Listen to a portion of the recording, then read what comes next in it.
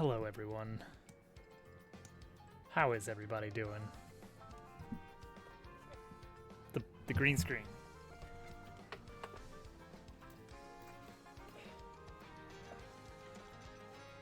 It's good enough. It's not quite. There's a little something there, but I'm not too worried about it. Hi. It's really every once in a while it just hits me how much there is to do here. There's so much stuff we have to do to get this working. Hi, Abram. Welcome in.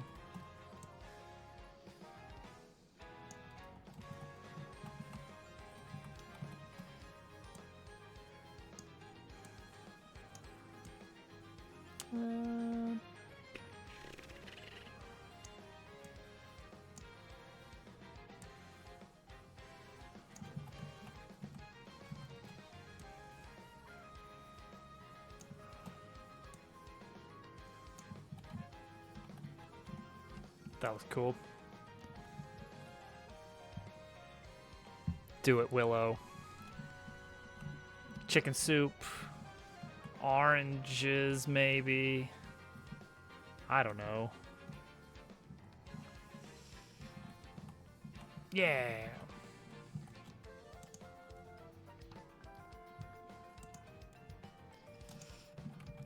Put a lamp in here.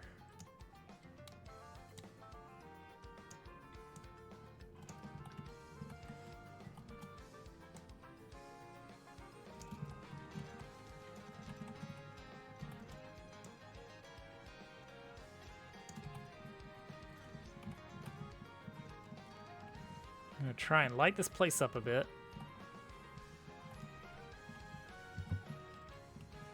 A clove of garlic, right.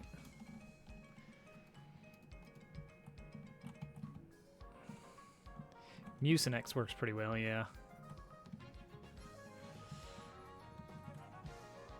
Okay. I guess we need more little characters walking around, huh? All right, so we got the lamp. The lamp looks fine. I think it's good. We can get rid of this particular one for now. We need to flesh these areas out a bit. A skylight? There's no way. There's no way. It's like the material is just impossible for them to actually cut up in meaningful ways. And above them is not sky. It's going to be like a whole nother structure above this. So they get a little bit of daylight through here. And then whatever charges of light they've brought along here. Would this look cooler like under? What if that?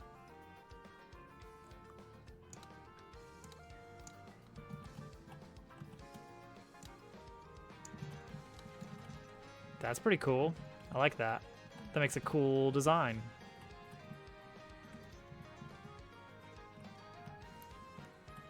Sounds good, Willow. Okay.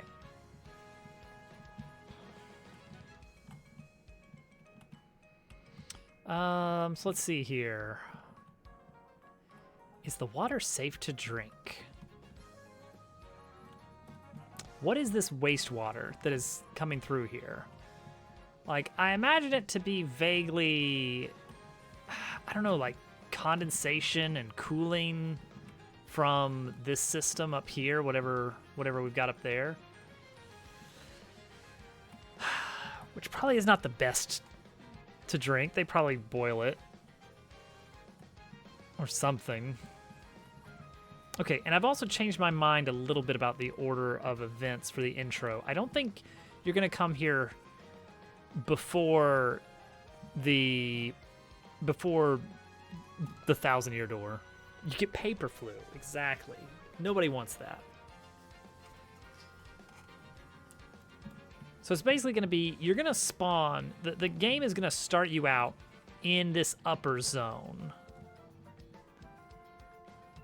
And you're going to be like, you're going to get this sort of direction from some internal voice of sorts, your prime directive.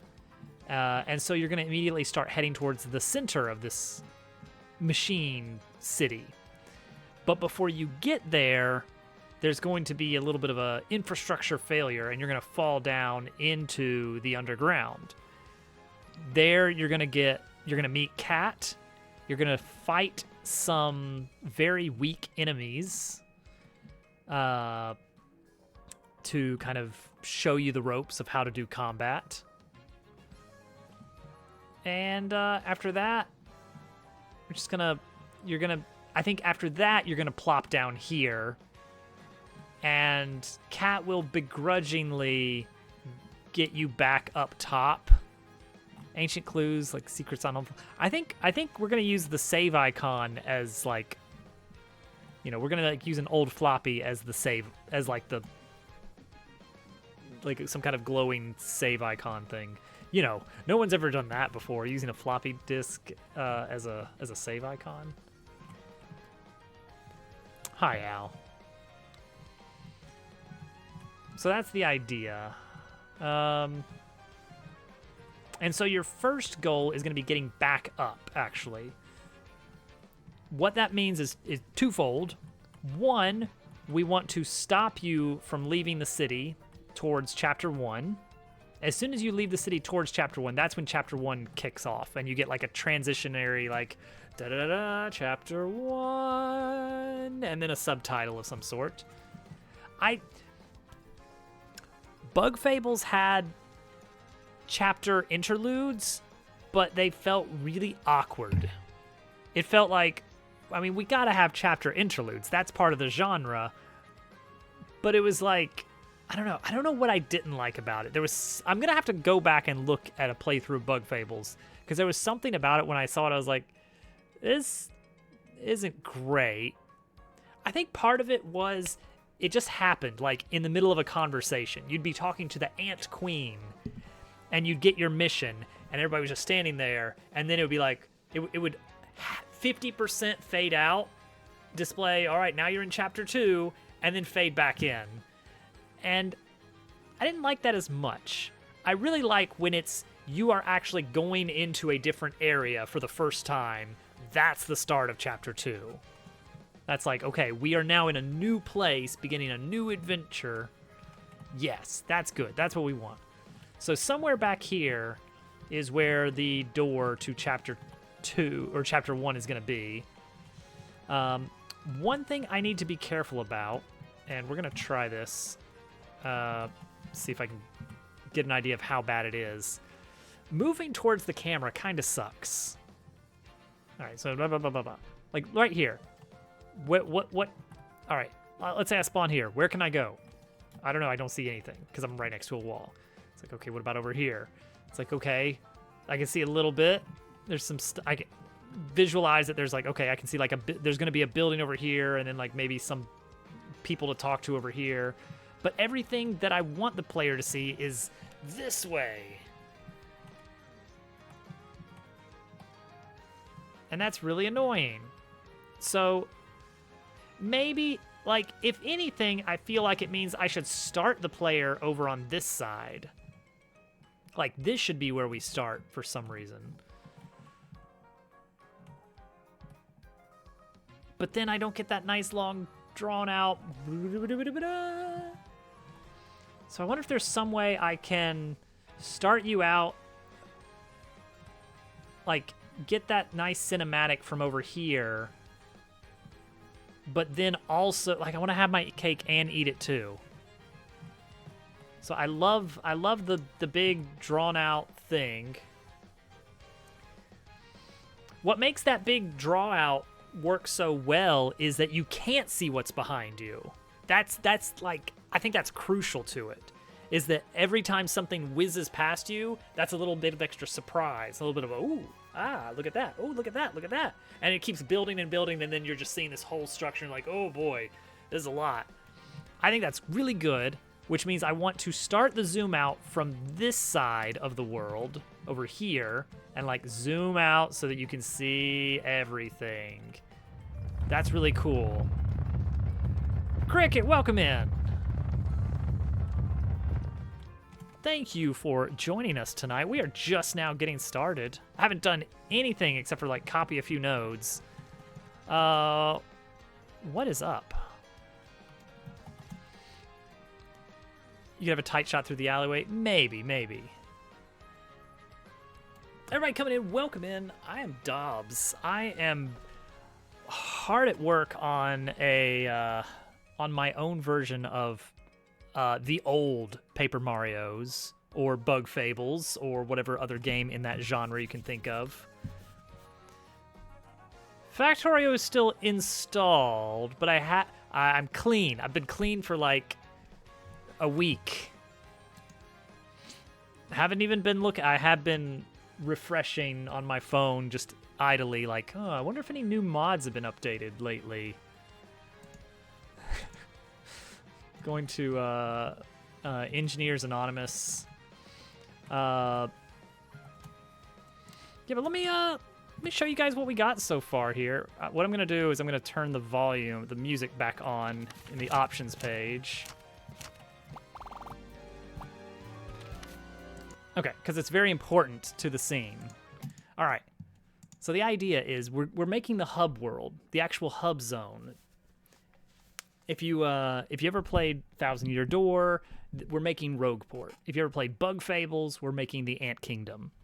So you're gonna first get into this zone, and we're gonna do a slow, pull the camera out slowly as the music builds, and show you all the different things whizzing past you as the music builds, until you finally kind of see the whole context of where you are, and then snap back, and then you get to start exploring. So this is only going to happen the first time you enter this zone when you play the game. So here's what we got so far. Crap. Hold that thought.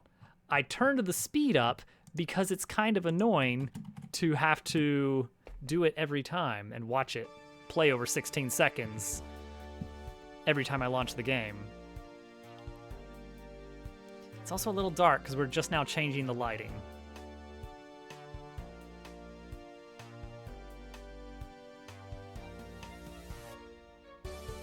And then it's gonna snap back, and then, yay, music.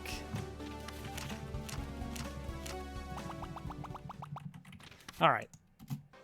There you go. That's what we're working on. Now we're gonna speed that back up so that when I start the game, it'll just zip by. So come on, Shift F, there we go. Have a good one, Cricket. Thank you again for the raid, I appreciate it. Have a good night. So the issue we're having now is that we have two conflicting wants, two conflicting desires in how we design this initial area. One is that moving backwards as a player means you can't see where you're going, like moving towards the camera. You can't see where you're going. You don't know what there is to go towards. So ideally, we want the player to start their adventure on this side, where they can see what's ahead and be like, oh, I want to check out that, I want to check out that. And then walk around and check out all the fun things to see. But the exact opposite is what I want for that initial camera pan out, where you're slowly panning the camera out and then things whiz by your head as you pass under and over, and it's cool and things are happening, and then eventually, you know, just pan to the outside. And I think that's neat and cool. It gives you a sense of scale. So that's kind of the tricky thing we're dealing with right now, is I want the player to start out here so we get the nice camera pull out. But I want them to actually gain agency when on this side of town. So yeah, that's the trick. Now, it could be that we... let's see here. We could plot this. There could be a little bit of plot that goes into this. Like, maybe you just get whisked away by your new NPC companion to go down this way. And then that's that. It's like, all right, cool. But maybe that doesn't quite work. Does that work? 'Cause that's a really far distance. Like, maybe something about the world brings you that way. Like, maybe you land on some kind of, I don't know, gantry crane. Does the player have a body? The player does have a body, and it's a great one at that. Maybe we're coming out of a building. Yeah. So this is the player and partner. And see, right now it's like, okay, if I'm exploring the area, admittedly, we haven't built all the area. Pan around. So what I don't want to move the camera angle specifically because I think that would be disorienting in this almost mazy sort of setup. I have considered that, and I'm really... One thing is, everything is designed with the camera facing on this way. The back is boring. The front is where all the action is. So, like, maybe... I could just do you're coming down the river. And while that cinematic is playing out, you're just getting washed down in a barrel. A classic, right? I could just tell the player go south and just hope they read. But it seems unlikely.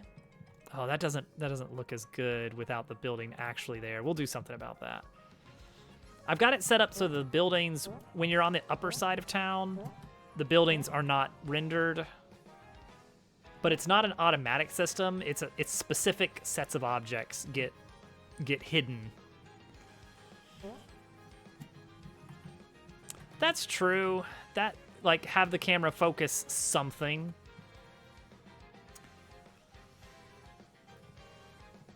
Like you're actually down here. Let's see. Can we get a good, like, interesting sweep without starting in the back? Could I maybe, like, have it swoop around, you know? Like, you start the camera down really low. It's not going to stay that way. This is me experimenting with some more point lights. The hope is that we can get more of this contrast of, like, more gray light and then these, like, really artificial orange lights. Let's see here. What is this? It's the sky energy. Give me that sky energy. No, it's the directional. No, it is the sky energy, isn't it? Yeah, here we go. It's a little bit brighter. I darkened it a bit so I can see more of this contrast. We're gonna be working on this place for a while. Thank you for the follow. Appreciate that. And the other follow that I just missed as well. So I think for anyone who is interested in seeing this as it develops, we're going to be working on this for a little bit longer, like a few more streams. But after that, I want to shift gears into a new area just so we can start making some more progress on the pieces around it. There is about 3 maps over from this map we're working on. We have a whole lush, happy-go-lucky, greens kind of zone set up with multiple maps that transition into each other and have battle encounters and all kinds of good stuff. So I want to kind of like start connecting the world a bit. And that's why I want to work on the hub. But as it turns out, hub is a pretty major part of the game, and so we really want to get it right. And it's probably going to need some rewrites occasionally, but we just want to get something that's good enough for now. All right, so let's say somehow the player, I don't know, like drops down a laundry chute of sorts. You know, some kind of big spit out here. No, basically a no turning back. Like, yeah, you got deposited in the hub. The tutorial zone you were in is now unavailable for now. Maybe you can come back to it later. Dust ourselves off, have a little talk with your partner. Well, partner does the talking. Silent protagonist. And then music kicks in while she says, "Yeah, yeah, I know this place. This is the hub city. This is Drainpipe." There you go. Well, I do want to make sure that I show a little bit. Like, I want to make sure we pass. I want this treasure chest to be visible to give the player immediately something to be like, "Oh, I want to see what's in there." I want to have a mystery that's immediately available and solvable. And then along the way to getting to it, I want to make sure they see a lot of other things that they can't necessarily get to right away, and they're wondering, how am I going to get that later in the game? I'm going to remember that.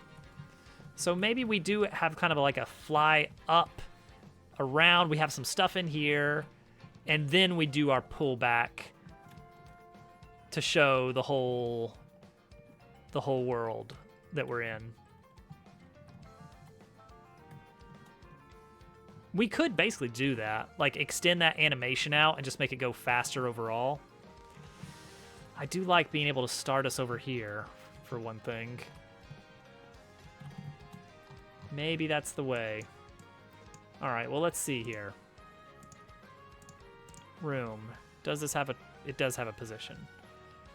All right. If I move this whole room around, does anything get left behind? It doesn't look like it. So I should be able to set this wherever I want. The tricky thing being that 0, 0 is in fact where the player is going to start, whether I like it or not. Okay, so this right here, I want this to not be accessible, so we're probably going to put an invisible wall down here to keep you from going too far this way.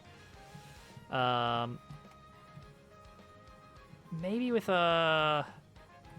I want to come up with a good system for like a, you know, there is a wall here, you cannot go any further.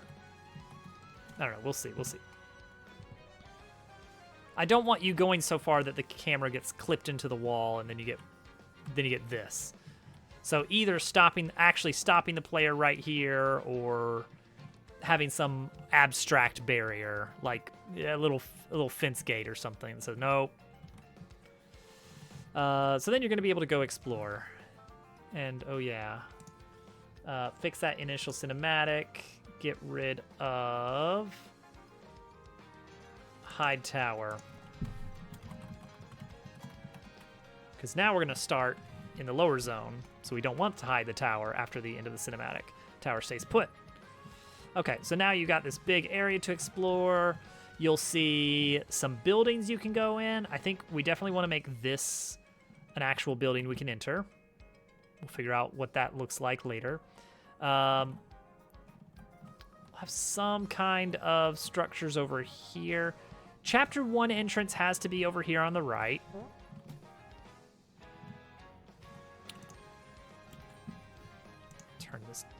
Turn this down a little bit.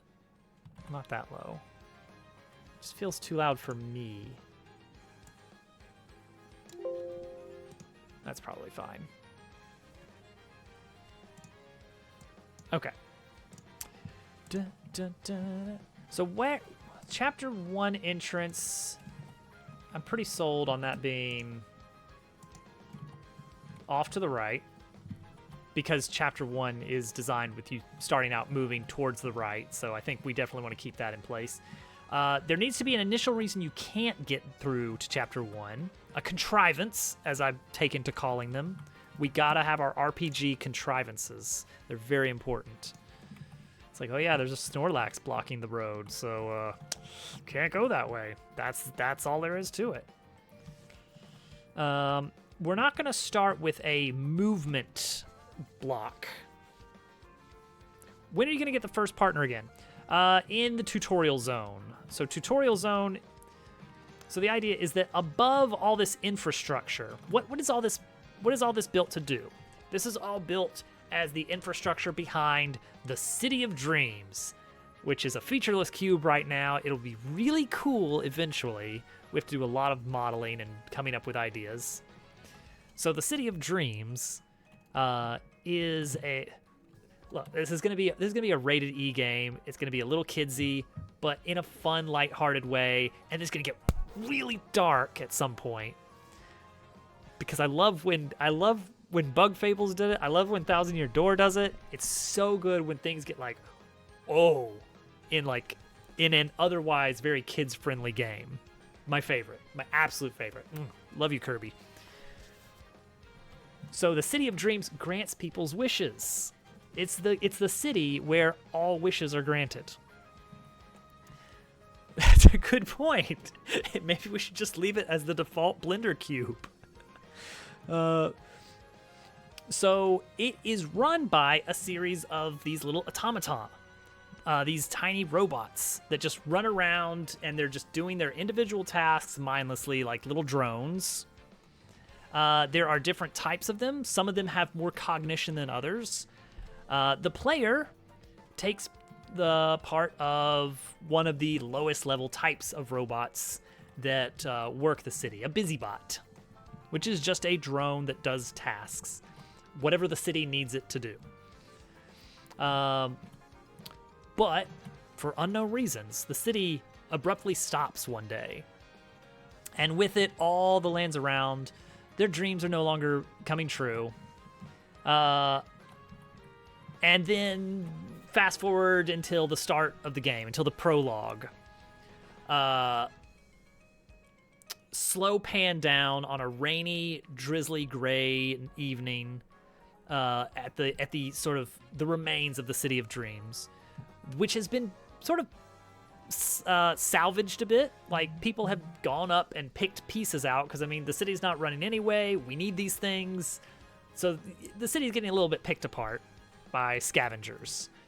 And then lightning strikes, and with it, one of the long dormant busybots whizzes back to life and is drawn to complete a task for the city. Specifically, it has to go to the city's core.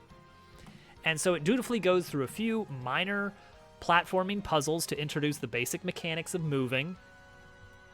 And then the aging infrastructure collapses, and you fall down into the underpinnings of the city, the infrastructure, gears and pipes, long dormant, and with it, in that infrastructure, you find one such salvager currently pinned down by some of the monsters that have begun running rampant beneath the city. You find the salvager Cat, the cat. She is a cat burglar, you see, with a giant wrench that she uses in combat. She asks for help frantically and walks you through a tutorial combat. It's very easy. You're fighting against basically just big rat things. They're going to look a little bit cutesy but mean. And they're going to come back in like a weird little side chapter later with like a whole area that you can explore. Do I watch anime? I don't. I mean, not since like, not for about 20 years, I guess, when I was really into Pokemon. But yeah, not really any major anime since then. Unless you count some Ghibli stuff. But I don't know. I don't know if that is the type of anime you mean. So you save Cat. Cat joins you. The two of you work together, solve a few little platforming puzzles, and arrive in Drainpipe, which is where Cat lives. This has an anime vibe for the story arc. This is just a tutorial. It's gonna get intense. I don't think it's anime specifically that has a lot of these tropes. It's just, there's a very common theme. There's a lot of common themes that are just ripe for the picking. I love it. I love ancient cities. I love big machinery stuff. So big that you could build things off of it. Oh, it's great. Yeah, the combat system is working. We have lots of different enemies. We have mini bosses. We've got soundtrack. I just need to draw 1 million characters, make 1 million more enemies, make 1 million more maps, and then we're basically done. So honestly, it's any day now. The whole thing's gonna be ready. So let's see. Come down here, and then okay. Dabble the robot wants to get back up to the city. Cat is not a hero. Cat is very self-serving. Cat, she would be reluctant unless she got separated from something. She was also on the piece of on a bridge that collapsed, and you both fell. You were following her, not because you were actually after her. Let's see here. No, not Goombella again. Give me Rogueport music. This is basically the Rogueport of the game. Okay. So you guys are both going along. She doesn't get separated from a wrench, because then I have to redo her animations, and that would suck. No, you guys are in it together. You need to get back to the city center. She needs something that she lost. She's like, oh, my stuff. I don't have my stuff. Yeah, what am I gonna do with all my stuff? Bada bing. She can get you through to chapter 1. That's why you can't get to chapter 1. I don't want it to be the spanner, because then I have to animate a separate version of her with no spanner. Like, how bad would that be? Because that would be a really good thing for her to lose. Oh, geez, that would be pretty awful. She's really designed around that. That's like her big character thing. She's just walking around with nothing in her hand. Exactly same pose.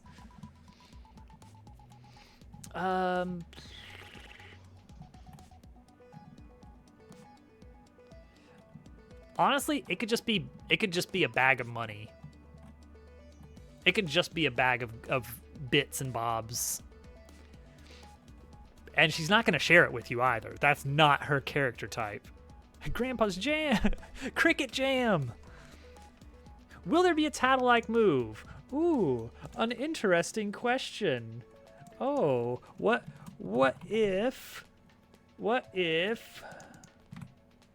Hang on, wait for it. Hang on.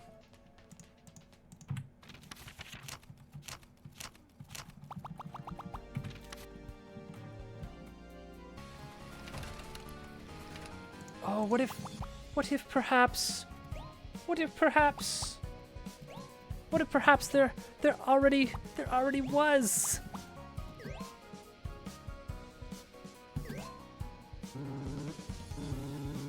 Oh! There's a Tattle! Okay, yeah, there's a Tattle.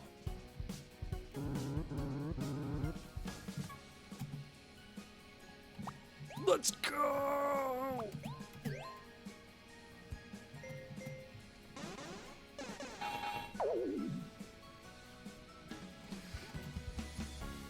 No enemy has any sound effects yet.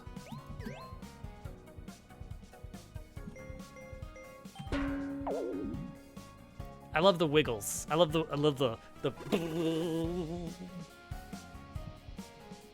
right, there you go. I just love that so much. Ah, thanks, Captain. Appreciate it. It's coming along. Number 1 Tattle enjoyer. Let's see. Okay. So you're following her in the city because she's up surface side, which is extra dangerous. She's up surface side, and you're beelining for the center of the city because of of internal directive. It's like you are needed. You are needed, Dabble. That your city needs you, and so you're like, well, gonna go fix things because I'm a robot and that's what I'm programmed to do. And so you're heading towards the city center, but as you're doing all of your little tutorial jump areas and stuff, you keep seeing the silhouettes of some mysterious figure running around ahead of you. And this is Cat in, like, I don't know, a cloak or something. It doesn't matter what. And then she's kind of like on the bridge looking around, like rummaging. No, absolutely not, Al. She is going to be bitter and self-serving for basically the entire game. She's going to be the reluctant hero.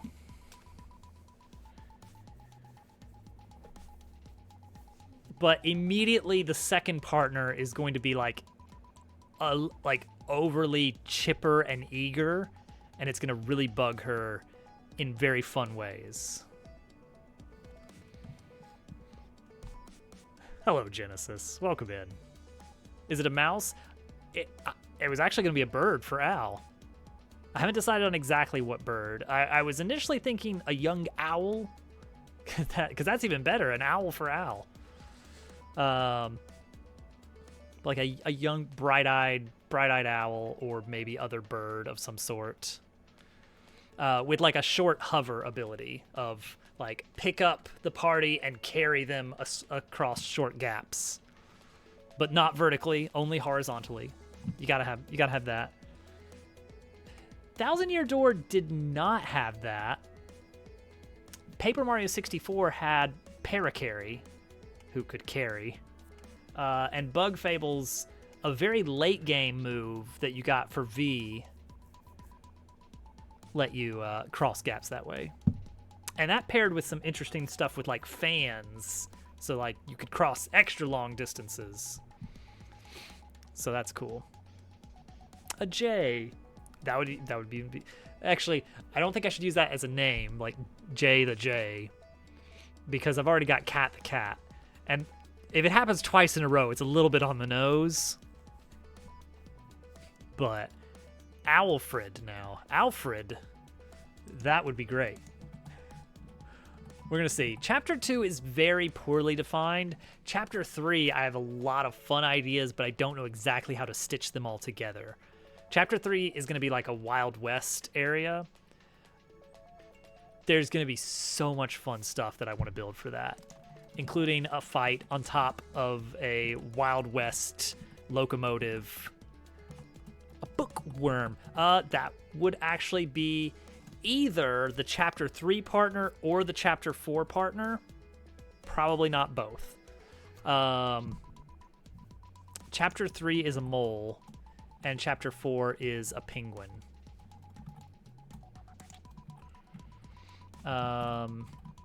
Melissa and either Gwen or Penny.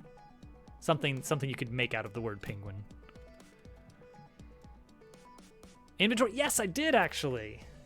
Yeah, let's take a look at that. Okay. Okay, hang on. Don't mind that this is like really sticking out the edge. So you've got modules that are... Wait, did I not... Okay.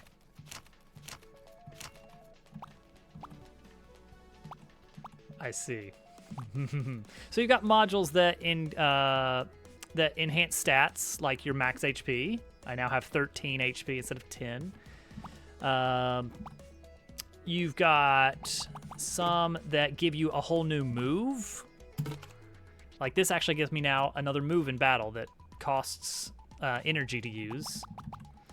Other stat ones, but I can't fit that one. I can't even find a way to fit that one. Yeah, that's this one would fit, and this one would fit here. So there you go. It's a little silly, but yeah, inventory Tetris for Modules. Well, badges if you're used to Thousand Year Door. Medals if you're used to Bug Fables. Charms if you're used to Hollow Knight. Yeah. And apparently there was a Kid Icarus game that had a similar system. I think it was on 3DS. I did not have it. I don't know much about it, except it was a similar system to this, but with much bigger pieces, I think. The idea is that as you level up, one of the things you can choose to level up is to increase the size of this grid. And that will allow you to fit more things in, but you have to kind of figure out how you're going to squeeze it in. It's going to be tricky. So anyway, that's fun. I like it. I'm having fun making it. Okay, so you're going to go through the city. You're both going to...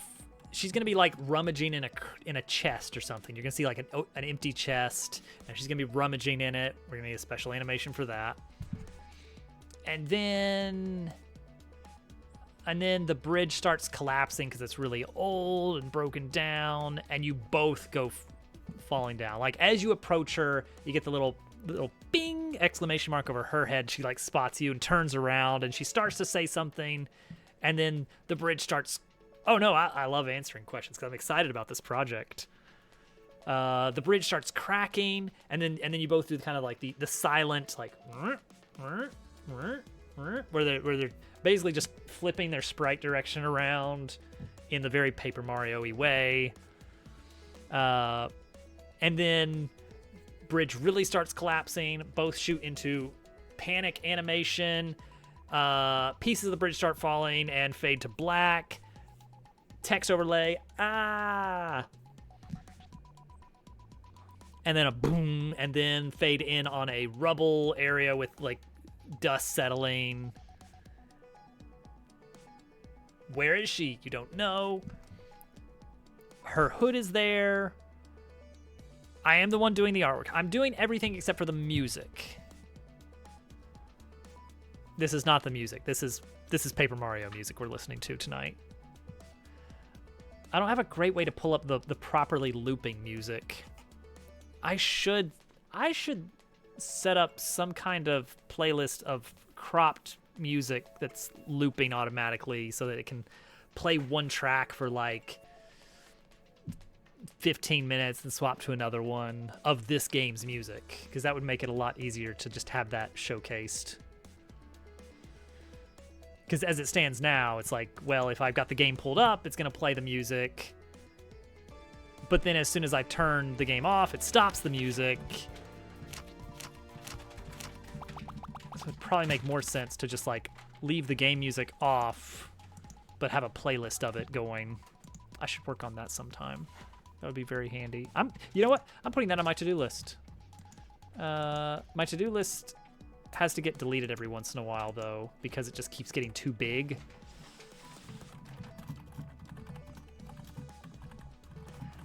There we go. Playlist of music for working streams.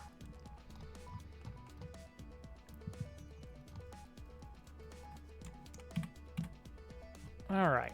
There we go. She'll fall, you'll fall. And can you see her stuff? To-do list or not to-do list? That is the question. We've been using Krita? This one, Krita. It is a little new to me still. I'm still getting adjusted to the hotkeys, but it's good. My first language is Photoshop CS2 from like 2005, which is getting old now.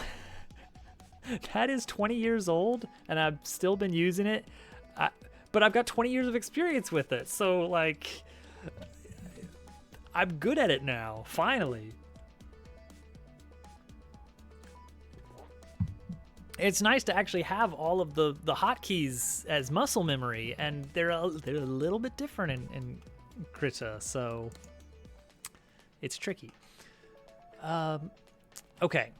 So Cat has the key or something, the ability to get to chapter 2 or chapter 1. Isn't that the case, Al?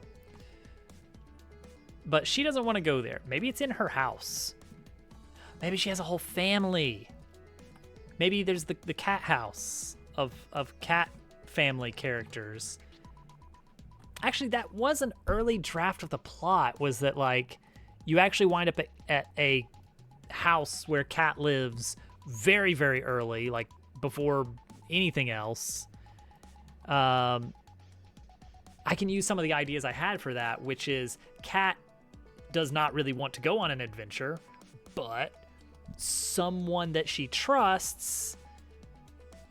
Silverlight. Oh, Silverlight. Someone that she trusts gives her some kind of information about just why she needs to do this adventure, and it can double serve as a little bit of explanation for the player. Yeah, so I get really into one category every once in a while, and that just becomes the main category for a while. I've been really big on the game dev stuff because when I stop, I really stop for a bit. The last time I played a video game, it was Factorio, and we did not get back to game dev streams for about 2 months. That's not an exaggeration. It was a 2-month hiatus on game dev because I just wanted to play Factorio for 2 months straight. Yes, because I'm a legendary developer. But, like, yeah, it goes like that. Like, Minecraft will take over our lives for a month. When I finally got around to playing Hades, I did nothing but stream Hades until I did the 32 Heat clear. What else have we done? I don't even know. Occasionally there's one-offs, but 32 Heat was a fun challenge. Bomberman. To like 8. 8's good. 8's good. OwlQuest, that's true. Been doing some tabletop RPG stuff every once in a while. Well, now I gotta like look at Steam and see like what have I been playing. Pen Pals. I want to do Starground at some point. There's another dev that I met on Twitch that made a very Factorio-esque game.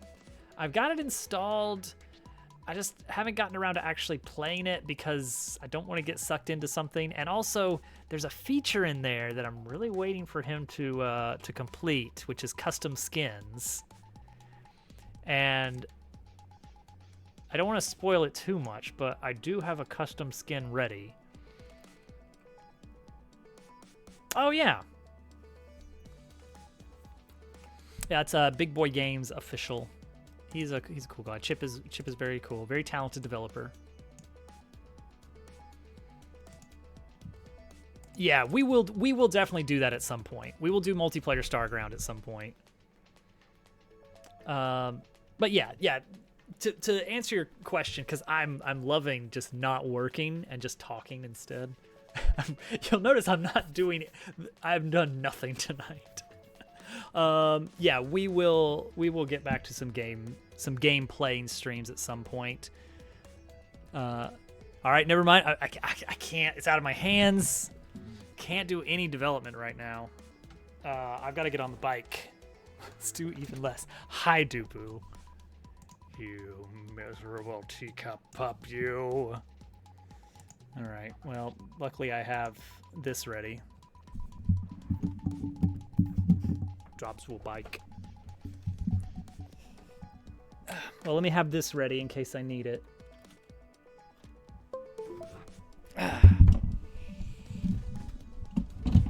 All right, stream is derailing for 10 minutes. That's all you get.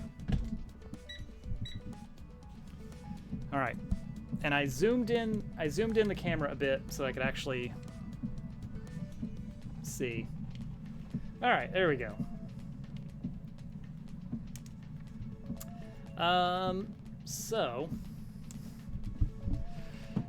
10 minutes. All right, let's see if we can get to like 64 calories. for Nintendo 64. All right. How can I... It'd be handy to have a keyboard here as well. Thank you for Googling that for me, Dupu.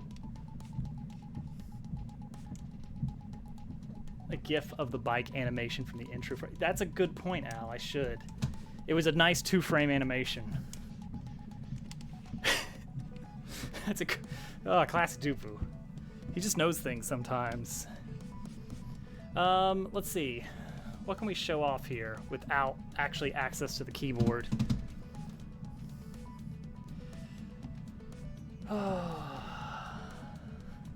I should get really good at the Steam controller until I can actually just program with a controller. Like, it's kind of nice to have, like, okay, this is your scroll wheel. You just treat it like a touchpad, basically. Gotta do what you gotta do. Okay, I can pan. Oh, Xsoft, you picked a weird time to raid in. Thank you for the raid. Great timing. Dupu, this is all your fault. Welcome in, everyone. My name is Dobbs, and I made a terrible decision one day to add a channel point reward that for a couple thousand points, people can derail the stream by having me get on the exercise bike for 10 minutes. Here we are.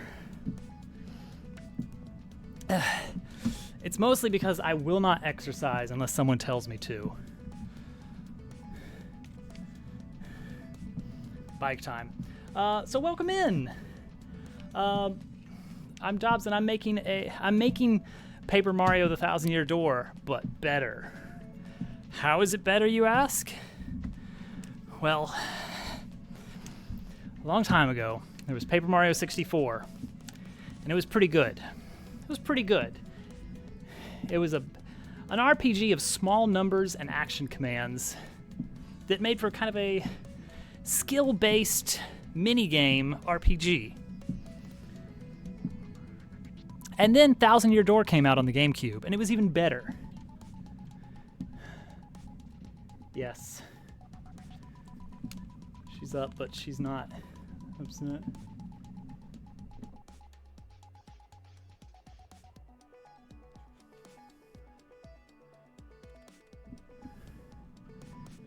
I'll keep an eye on her. Thousand Year Door added more characters, more interesting plot, more interesting. Oh, I'm sorry about the ad that just turned on for anybody who got here. I've not been watching the schedule very well. Well,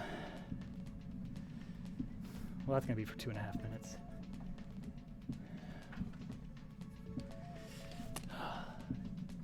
Keeping an eye on my kid on the monitor. She woke up from bed. There was a lot of Princess Peach gets naked. Okay, she's good. She's getting back down. I'll talk to you after the ad, everybody.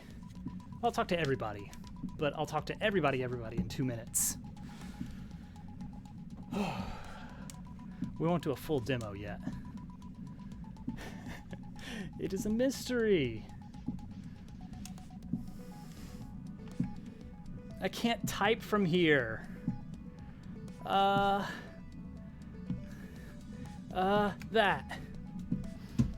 Naked Princess Peach. Yeah. That happens in Thousand Year Door. 6 times. It's really weird. A lot. 5 more minutes on the bike. I can feel my mouth drying out. It was weird. That wasn't... Okay, so... I like how that immediately followed me talking about how Thousand Year Door was so much better than 64. So that makes it a little weird.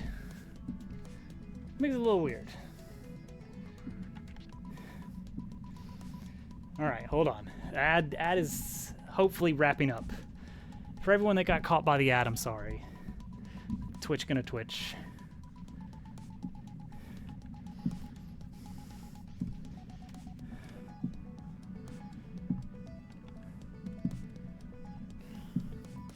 I like the Peach parts better in Paper Mario for real, though. Oh yeah, they were fun. They were a lot more interesting. I feel like they kind of had to do a little bit of something in Thousand Year Door for her to do because they already started that in 64, but they couldn't really go nuts with it due to the nature of the position she was in. So they got what they could with it. All right, ad is ending. Welcome back, everyone. Hopefully the ad is over now. According to Twitch, it should be. I was talking about Paper Mario. So Thousand Year Door improved on things. We're not going to talk about the Princess Peach getting naked. And then Super Paper Mario. We're going to add the lizard. We're going to add the famous lizard. Yeah, welcome back, everyone that had ads hit them at the worst possible time. I was just saying that Thousand Year Door was an improvement over 64, and then everybody started bringing up the fact that Princess Peach keeps having to get naked for plot-contrived reasons in Thousand Year Door. That's not the reason. And then Super Paper Mario came out on the Wii, and it was weird and different. It still had the bones of, like, fun story, vaguely interesting characters, but it was so vastly different, it couldn't really be compared. No battle system. You just jump on enemies. He's gonna do it, finally. Dupu, you better. But see, you already know all the plot hole, or the plot, the big major plot moments. So you don't get the full impact. I mean, surely by this point of listening to me ramble about Thousand Year Door every stream, you've picked up the entire plot. You have to play Super Mario RPG to understand the story. That's a good point. Yeah, they're usually turn-based. Bobby. Bobby wasn't even in Thousand Year Door. That was Bobbery. It's totally different. Hey, thank you for the follow there. Appreciate that. All right, we're good to go. Perfect. Are you gonna do it off stream or what?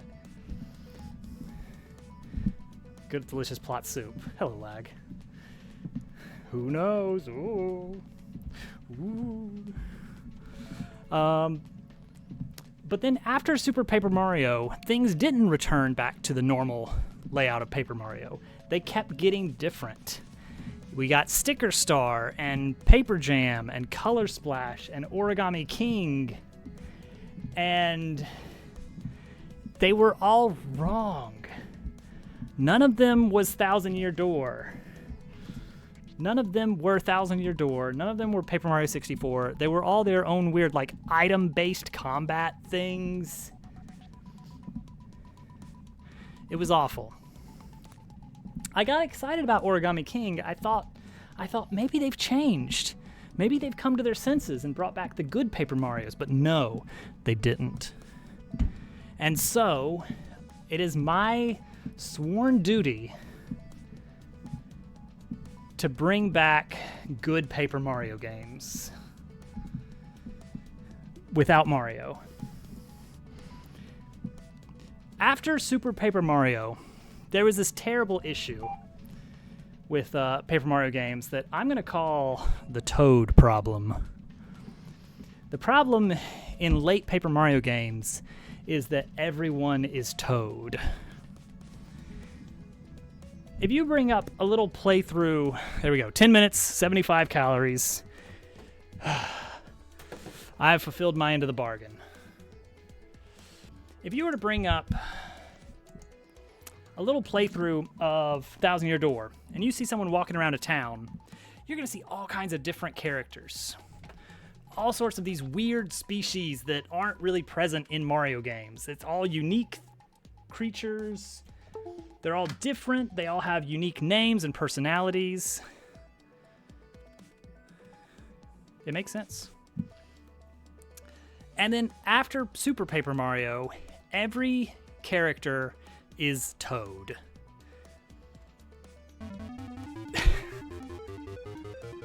Well, Willow, thank you.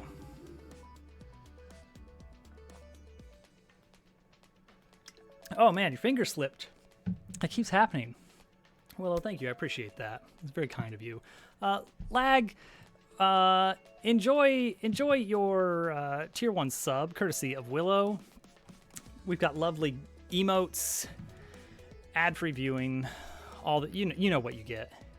You know what you get. Oh my gosh. I'm in a sweater. This is not good bike wear. Oh, get them off me. I'm covered in emotes. Oh. Everyone in Origami King is a Toad. I'm going to see if I can look up Origami King characters. Like, I want to see a big, like, entire cast of Origami King characters. Well, actually, you know what? This is a fantastic demonstration, because even 64 and Thousand Year Door did have Toads. There were Toads in those games, but I want you to look at this. I want you to look at this right here. This is the Toad problem. This is the Toad problem. Paper Mario 64 Toads, Thousand Year Door Toads, Sticker Star Toads, Color Splash Toads, Origami King Toads. Spread like fungus.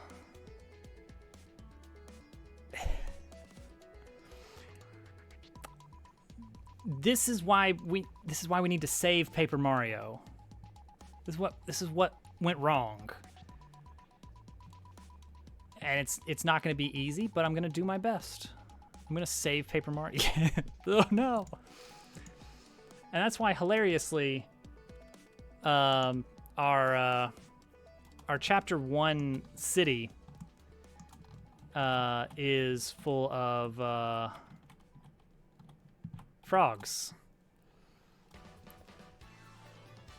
Maybe that's a little on the nose, but they're decidedly not toads.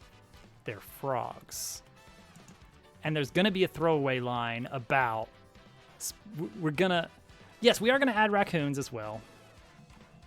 Bears. I don't know about bears, unless you count, like, raccoons as a type of bear, which I'm pretty sure there's some evolutionary familiarity there, some similarity there. I don't know. I could see red pandas, maybe. Bear boss. I don't know. I don't know if bear fits. It's like one of the bosses is just like a really, really big frog. One of the bosses is just going to be a really, really arrogant snail. One of the bosses is going to be on top of a locomotive, but I haven't quite decided what animal. Raccoons wouldn't be crazy bad because they got the masks. Okay, or Chapter 3. Chapter 3, what a really mean banana. Chapter 3 is the Wild West chapter. And I need banditos. And raccoons could work for that. I mean, normally Wild West banditos, you don't get like a mask over your face, but Scorpion, maybe Scorpion. Scorpion's scary. Snakes. Snakes could be pretty funny, actually. Because they're not armed, and you'd have to make a joke about they're armed and dangerous. And then they burst in, think again!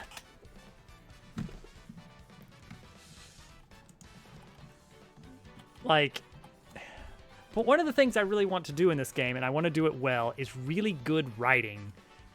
I have not really flexed writing much over the past several years. I used to be okay at it, but I didn't really practice. But I feel like I've got a good handle on Thousand Year Door's voice because I've played it a lot. But I really want to make sure that the voice of this game is not just an imitation of Thousand Year Door, but has kind of something woven from the same thread. It's gonna be tricky, but I think we can do it. Okay, Cat has a house. The lizard's getting into the intro. This lizard right here is just gonna be like this. I'm gonna throw a photorealistic ping of a lizard into the intro. Him.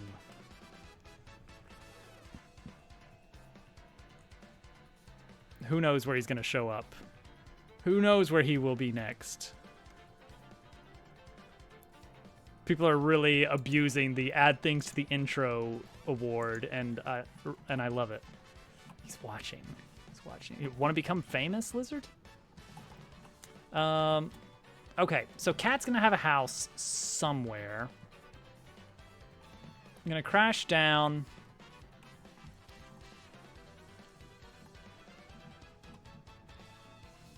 And it's gonna be basically like you can't get to the chapter 1 door without going through Cat's house, but you can't go to Cat's house until you've been up to the city core.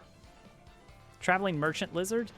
There will be a lizard, like chameleons in chapter 3. Chameleons will be a thing. They could even be the villains. We haven't drawn them yet. Horse sheriff. Yes. You know what? I really liked how Shovel Knight had horse people. And it was basically just humanoid figure and then just a massive, really tall horse head stuffed on top. And it was like, there they are. That's our original race of horse people. Just like huge, long, not like just like a horse's head where a human's head would be. Great. More lizards. More lizards for the intro. Horse people in the desert. It makes sense. One of them has no name. It's perfect.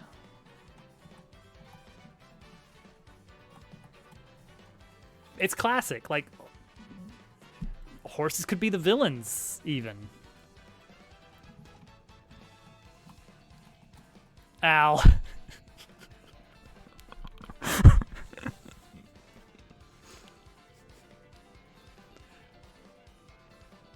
This is great. This is great, and I love it. All right, hold on. Hold on. Hold on. Let's do something dumb. Let's do something really dumb here.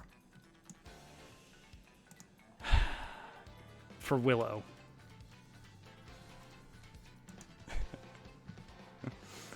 Six lizards. Oh my gosh. I'm just gonna have to sprinkle them everywhere, like sprinkles. All right. Give me the lizard. Give me the...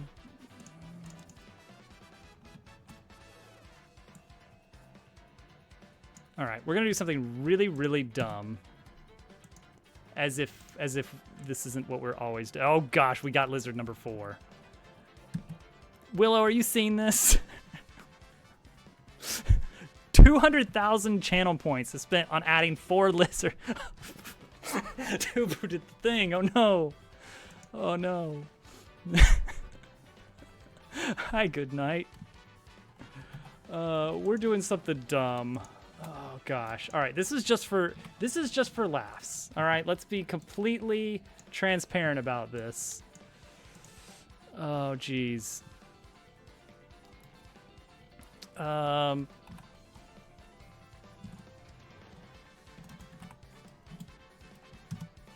Oh, you can't even see it. You can't even see it when it's that small. I mean, this is not going to be much better, but... All right, I want to see if this... I want to see how bad this is going to be. GitHub... And animations, intro, images... Lizard 1. All right. anything to derail the stream. Just slap it. I'm just gonna slap that that lizard in there and see what happens.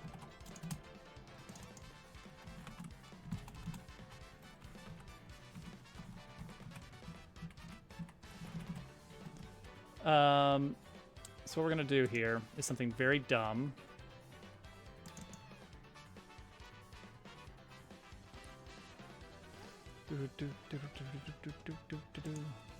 This is gonna break immediately, by the way.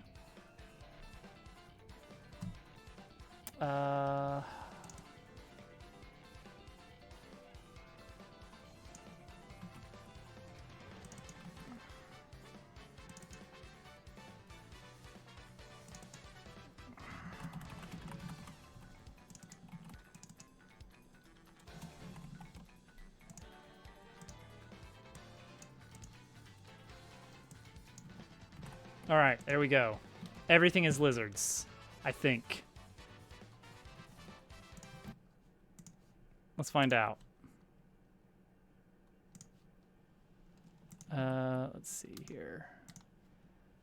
I have to specifically, hold on, let me do this.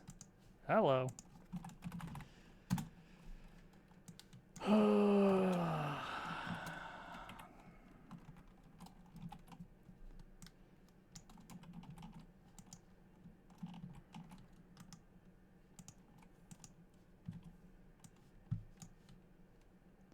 All right, hold on.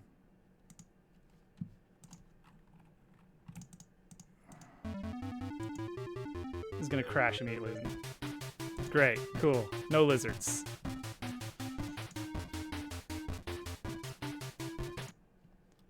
No lizards at all. Reading height. Lizard 1.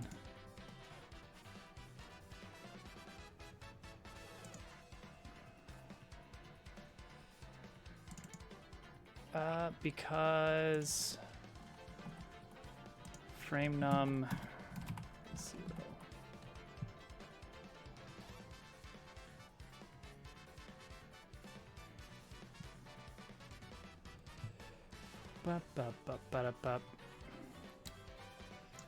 Will this game have a lizard edition? Gosh, I hope so.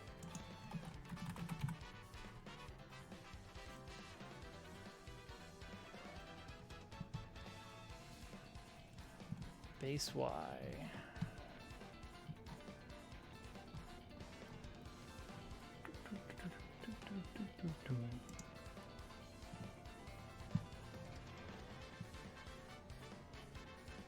Tile set is coming back null.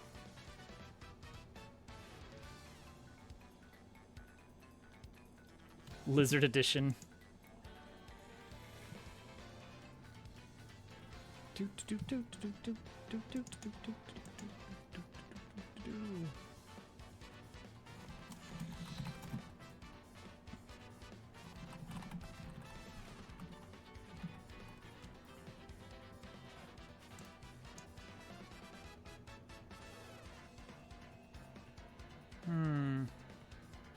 Dang it. It's not working. Oh well. It was a dumb idea. I'm sorry it didn't work.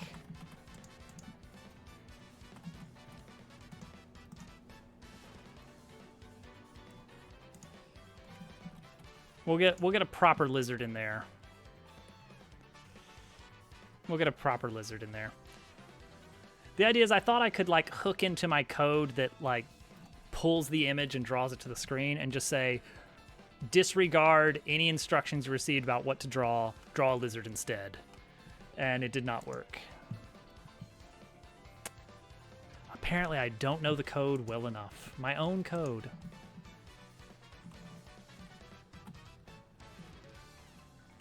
Okay, cat's place. Could be on this wall here. Oops, all lizard. Oops, a lizard. Gonna have to add 4 lizards to the intro. 4 lizards. What have you all done? No, they're gonna be poorly ripped pings with like bad transparency. They're gonna have awful transparency. It's gonna be really funny to me and me only.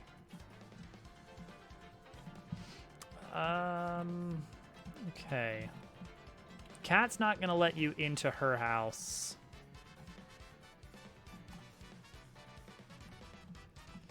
She's gonna be like, oh yeah, come help me. All right, yeah, you need your thing, and I need my thing. They're both up there. Let's go. And you guys are gonna return to the city up top once you realize what's going on. It's like, okay, yeah, I know a way. Jeez. 5 lizards. Great transparency report implementations. Even better. 5 freaking lizards. Where am I going to put 5 lizards in the intro animation?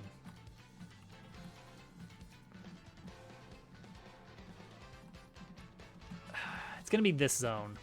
This zone's got to have it because the other zone is going to be busy with like practical things like shop and I don't know what else.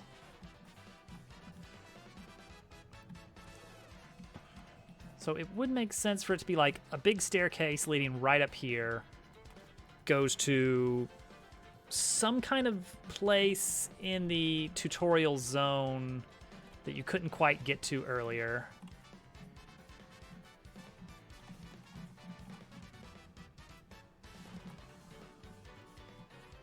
Then you go up, you get your mission, and Cat gets her thing. Somehow she gets kind of like locked in and like, oh crap, I can't go back. I guess we'll go through the middle of the city. I've never been here before. She'll comment about the area a bit. Then you get the plot drop of like, oh yeah, robot, you need to go collect the magical MacGuffins. Do it. You have to. You are programmed to. Here's where the first one is. Go. Have them chase the streamers? Oh, geez. That would be a lot of, just an army of... a tidal wave of lizards. We're going to bats dangling from the ceiling? Probably not. You're not really going to be able to see the ceiling except during the intro animation. Very briefly. Other than that, you're not going to see it. And a little bit towards the ending chapter because things are going to get really crazy in here during the ending of this game. It's going to be good. And it's going to make designing this city very difficult. Okay. So you get your mission dropped off. Cat is like, yeah, we'll totally do that. We'll totally heed the call of adventure. Bye. And then leave. And then basically go into her house.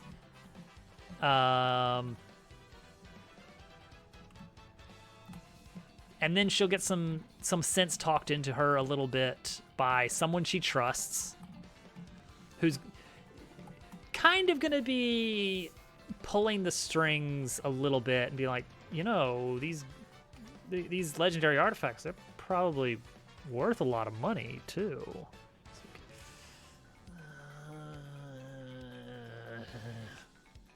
She will be very reluctant, but she will eventually somehow give in.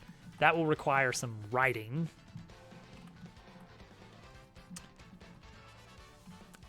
And then she'll be like, okay. And then you guys will travel onward. So to get to chapter 1, it would be really weird if it was just basically like Cat's back door. But that would be the easiest way to block it off until you come back. It's like, all right, you can't get into Cat's house because she's not going in without her stuff. The door's, it's the key. It's got her keys. She's got her keys in there. Will she have a garden? Gardens are going to be tricky here because like limited light. I think what we're going to see is a lot of greenery in the limited areas that the light could conceivably reach. So there's going to be a few areas where there's like a lot of like weeds coming up through the cracks, and then otherwise not a whole lot of greenery down here. Ducks for the river. Maybe we should just make a duck character that just hangs out in the river. And you just talk to him. What's up? I'm a duck. What are you going to do about it? Okay, so a cat gate.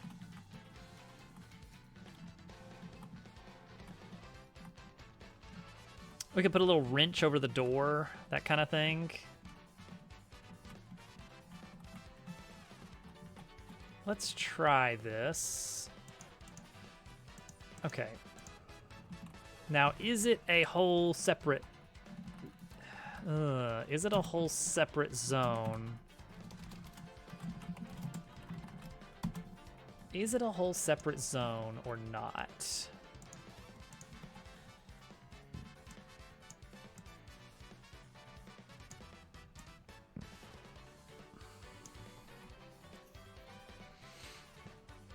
Metal flowers. Yeah, I could see that. Like little scrap work stuff.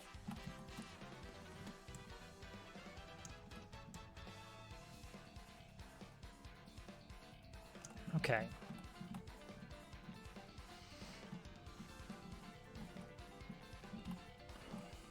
Could be that there's like a dang it, I did try planar for this texture, so it's gonna be weird when we rotate it.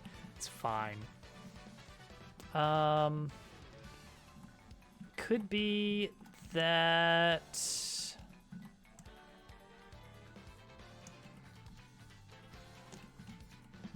is it a separate loading zone? That could be easier for us, definitely. You go in, and then, oops, yeah.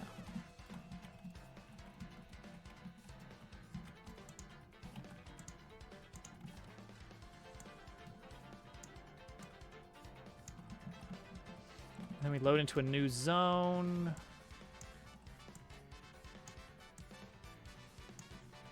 Makes it easier to actually build something in here without having something really cramped and small to build on with a big gear behind us.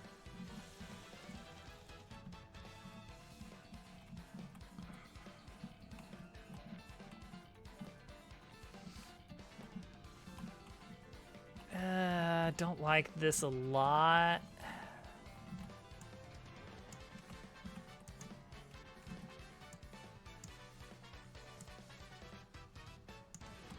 Kind of like that. Then put like a little sign above the door with a wrench. Put a goofy door in front. Loading zone would be easier than this, surely.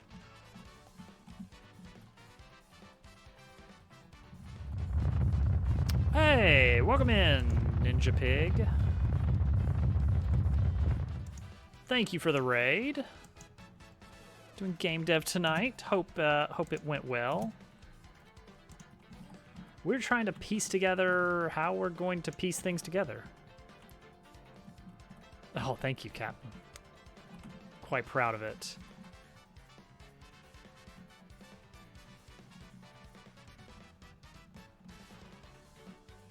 Did you have a good stream? Anything cool going on there? Understand if you gotta take a break after streaming, get yourself a drink or anything. Either way, happy to have you. We are trying to figure out. All right, let's give an example of the problem, possible solution. So we have in the game actual interiors for some buildings. So the idea is you walk up to a door, you press the button. And I haven't fixed this one. This one is still broken. Let's go back to the previous zone. That one needs some work, apparently. I broke it at some point, and I don't know how. Cool, they're all broken. I broke them all. But the idea is that the interior is actually there inside of the structure versus being in a separate zone. So it's like we can transition into a new area and pretend. Do-do-do-do. Oh, they had enjoyed their time, all right. Oh, this one doesn't have a... this is a bad example. Bad example of a scene. Here we go. You tried your best, Theron. So in here, we have an interior, but it is a separate room. We are no longer in the same map. But that gets really loud. It's kind of nice, the white noise.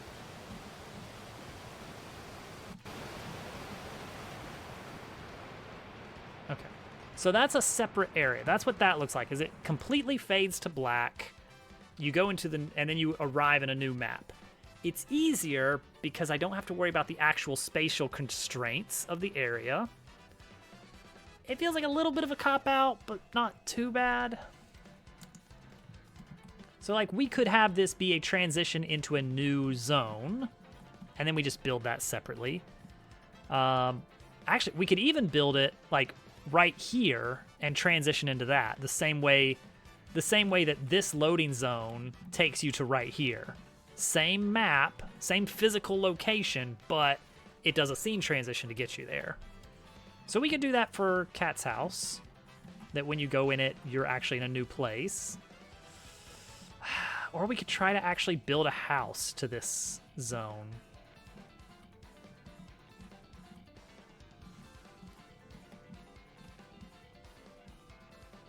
It gets tricky. But not impossible. It'd just be a little cramped is all. It's not a lot of room here. Could we give her more room? Like, what does that look like right now?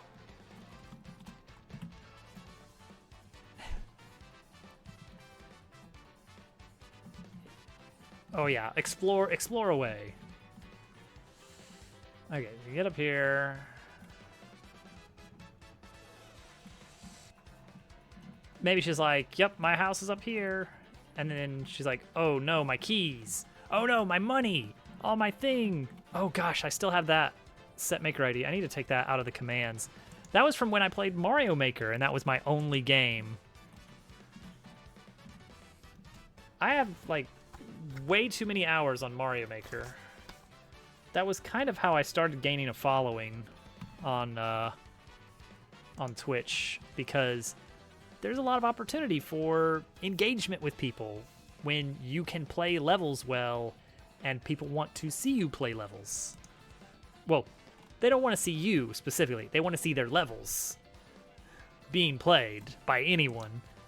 And so there was like a whole ecosystem on Twitch that was all about you build a level in Mario Maker, go to Twitch, and you can give it to like 50 different people and they'll play it. It's great. I will destroy it. I love the time that I got to play Dupu's level. That was great. I don't remember what his description of it was coming into it. I don't even remember if he gave it to me. I think Germdove gave it to me. Oh, thank you for the follow. I appreciate that. All follows are anonymous. Yeah, the P-jump level. Puh. Not to be confused with Pluh. See, we could throw ourselves in here and then have the panels come up and out. And then you're in a zone here with Cat. And it was like, all right. Yeah, I think he made it on an airplane. Is the story. And I was very proud of myself because he mentioned that like it took X number of hours for him to clear check it. And I don't did I one-shot it? It was a very quick clear. I remember that.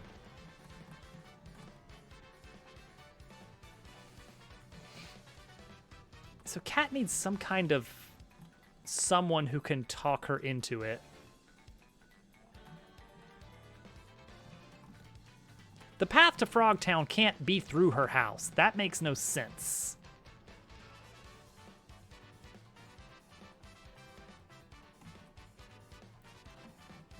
Oh, don't even worry about that one. That's for the minigame, the gambling minigame. But maybe it doesn't just open her house gate. Maybe...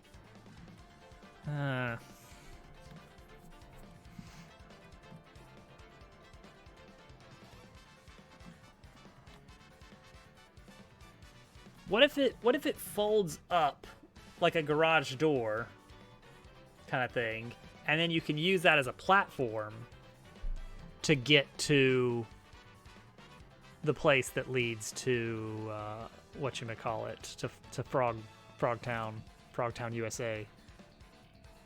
That could be good.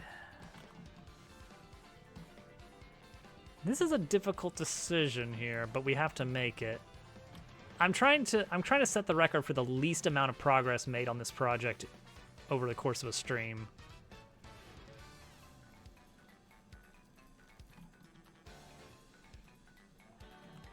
Maybe.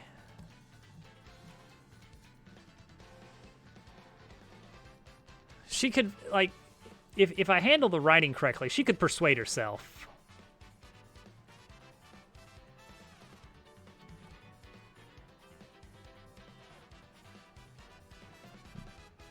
Like, it could be that the cinematic is Cat gets home, and then Dabble makes some kind of noise, and she's like, "Oh no, I don't think I'm gonna go."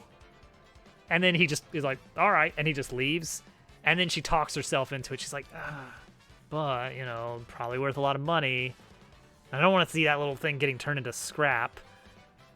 He's probably worth a lot of money. And then she catches up and then joins you on your adventure. And then that's it. And then she's like, okay, so to get to Frogtown, here's where you gotta go. We gotta get up to there. Blah, blah, blah, blah, blah. So the question is... So it needs to be that you can't access it until Cat gets her bag back for whatever reason. It could just as easily, though I don't like it as much, it could just as easily be something is different in the town when you come back after that flag has been set. I don't like that as much, and that's what they did in Thousand Year Door. You can't get into Petal Meadows because there's simply an uncrossable body of water in the way.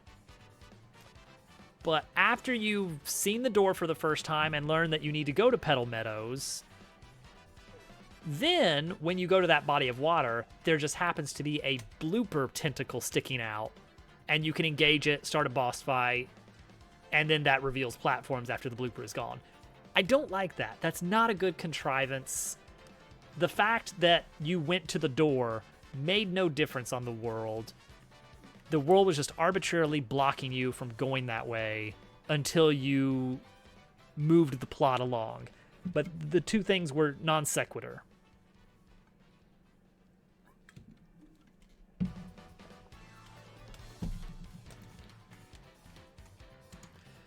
I could see that, yeah. Let's see here. Get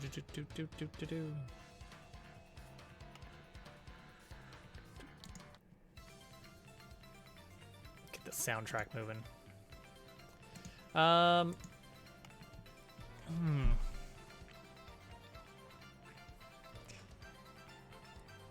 ba ba ba ba ba ba.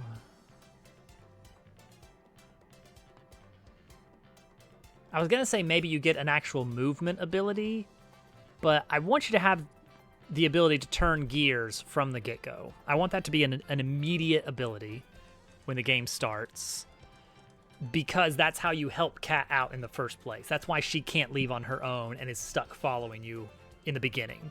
You can open the doors, she can't.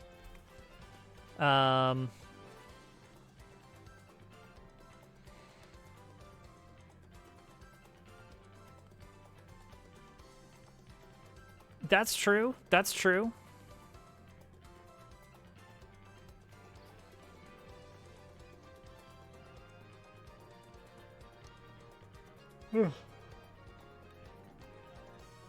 Like, it could just be a simple little turn a gear puzzle that opens the door.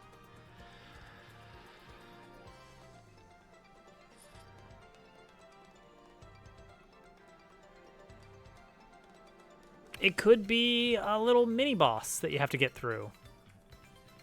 Like that's how Thousand Year Door does it. Is you can't even start chapter 1 until you beat the blooper. The blooper doesn't have much health, but it's a big enemy, kind of an interesting fight. So it could be the tutorial rats that you fought off are presented as a... They're going to be a recurring thorn in your side around the hub zone. So maybe you have to go back in and go through a different way. But the reason you can't get through the first time, it could just be, it could just be like something has changed when you get back.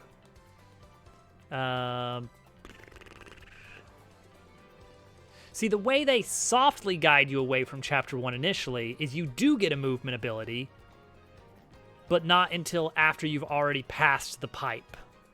And it's like, you get it right before the door, so you're kind of tunnel visioned on heading towards the door. You would not normally backtrack and accident your way into this room.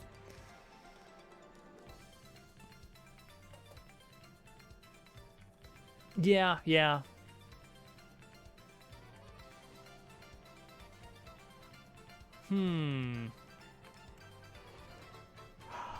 I think we're going to need to start building some of these other zones, these other places within the infrastructure, which means I think we need to pull out Microsoft Paint.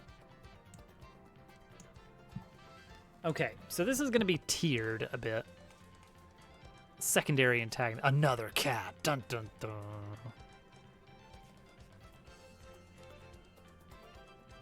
That could be interesting if, like, someone in this zone is actively trying to scrap, like, to sell Dabble for scrap.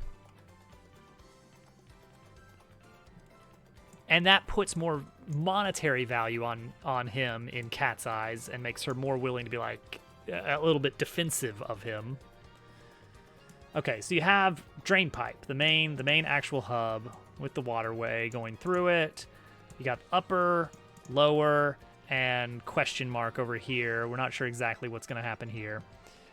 We have a doorway leading to infrastructure level 1. Maybe something like that. A little bit of minor character development. Okay, so this way you are coming in it from this side. In the interest of easier gameplay, we want areas to be mostly horizontal, not depth-wise, because depth-wise is terrible for traveling towards the camera. Yeah.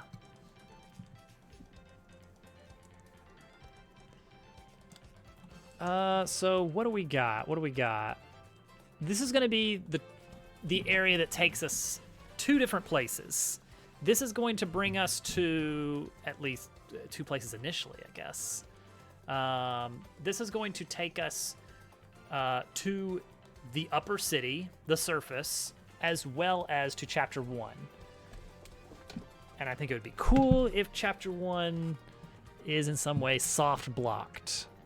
We don't want you to initially get there easily. And it could just be, you are gently whisked away. Yeah, she could see him as useful. It's like, all right, maybe I'm not going to sell you immediately. You can access a lot of places in here. That's pretty cool. So it's like, I want something. Dabble could go there, but the player should not go there yet. Let's see here.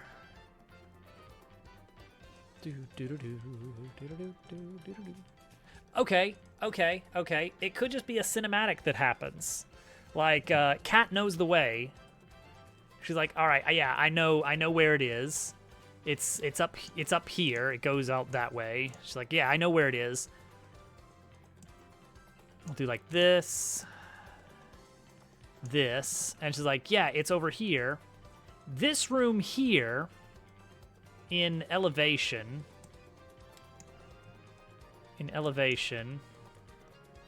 Looks like, I don't know, door off to the left, entryway in perspective, some kind of pit to make sure you can't get up to the exit. Okay, so we got exit on the left, exit on the right. Exit on the left goes to chapter 1. But you can't get there yet.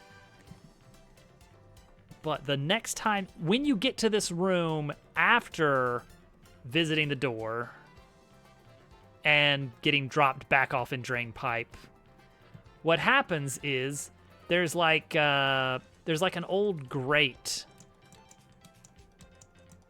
in the wall. And as soon as you enter this area, oh, great. You hear a rustling, you walk over, that triggers a cinematic. The grate bursts open, and out pops those rat enemies from before, and this time they've got some muscle with them. A really big rat or something. Get him, Rocco! And then you have a little mini fight. But the key here is that the grate is now a platform. Can you walk in there? You can walk in there. It's a tiny little secret path. It's a tiny, tiny secret path that like goes behind the wall into a new zone that very briefly shows like a big drop. So it's like you can walk a little ways and then you see there's a big, it's like some kind of duct that goes way up. They can scurry up the walls and we can't, so it's a dead end. But bonus treasure. Bonus treasure for being an inquisitive player. Pat on the back. Good job, player. You thought about looking where they came from. You get a little bonus. That's it. That's why you can't get to chapter 1 initially. It's simple as that.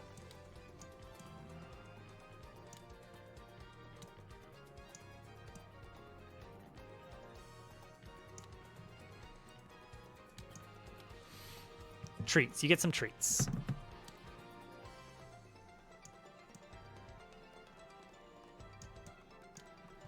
All right, cool. That gives us something to go off of there. Okay. So there'll be like a stair step thing going on and a big gap that you can't reach over until the grate is down.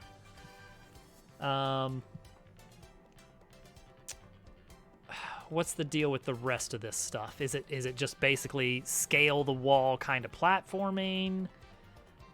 A little bit of minor puzzle of turn the gear to open the door kind of thing.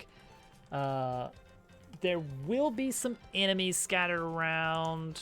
We can move this to be like this or whatever. This, in fact, can just be completely separate.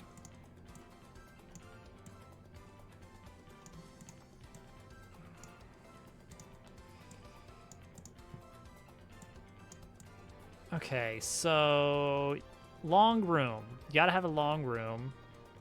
Most of the rooms should be vaguely horizontal because that's what works well in this genre. Water. Don't forget the water. There is water. Let's keep the place. Let's keep the place of this place going. There is water here that can be used as an obstacle. Makes sense. Timing puzzle? Cross the river because little bits of something are floating around and you can get over.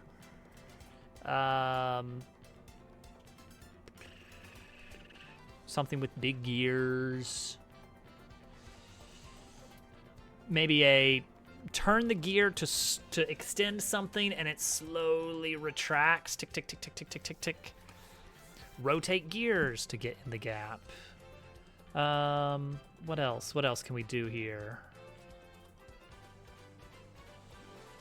Like the big ones out in the main hall. That's very big. Those are very big gears for a little robot. Ramps. Ramps are fun.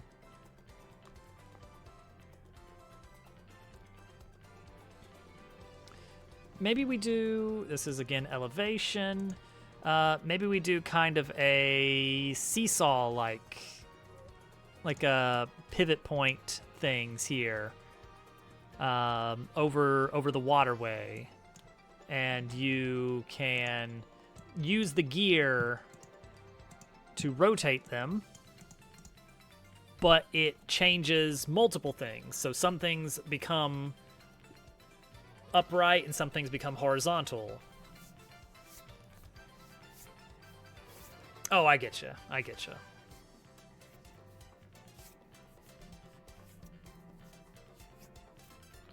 Start with small things, perhaps, but at some point we definitely need some kind of gear spinning to turn something big.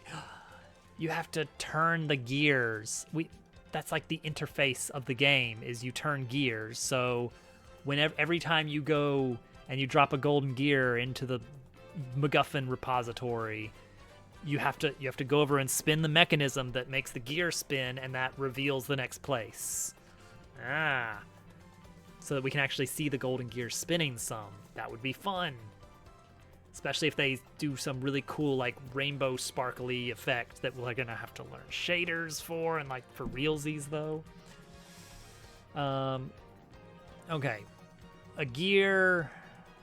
A little mini puzzle here. Thousand Year Door had a really crappy puzzle for its first room, which was basically there's a platform, it moves back and forth, jump on platform, right across, jump off. It's not a puzzle. It doesn't. I guess it doesn't have to be a puzzle.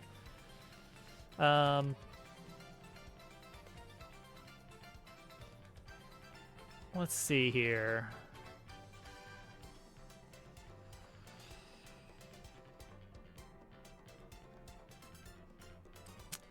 We could just have these spinny thingies just automatically spinning because of the water. Like they're basically like very rudimentary water wheels.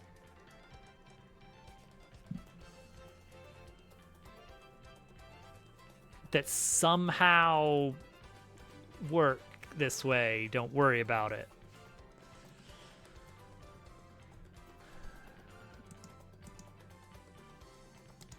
Okay, so that lets you cross the water one way. And you're doing that so that you can get to the gear that opens the thing, I guess.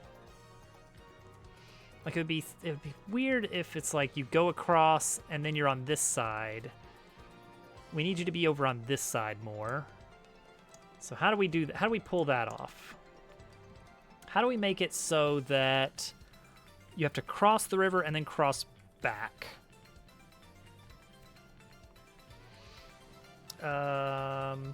Like, obvious is there's a gear to turn here that does something. The exit is high up. Okay, okay. Do do do do do do do do do do. Ah, so you get over here so that you can get up and then you cross. I like that.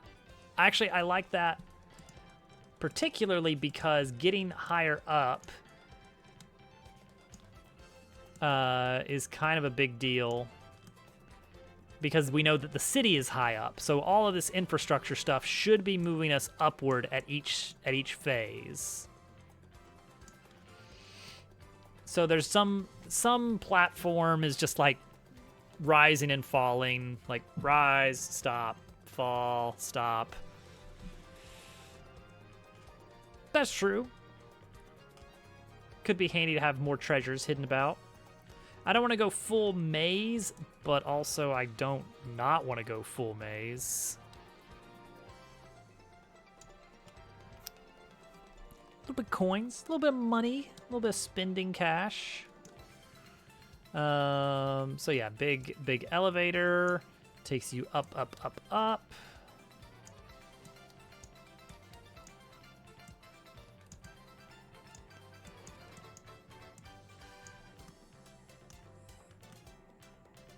And then little catwalk across to doorway, which is up here. Of course, it's always been up here. This is a little bit dizzying, drawing in such a harsh perspective.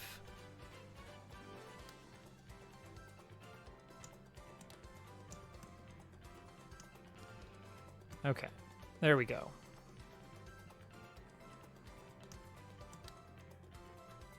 Okay, there it is.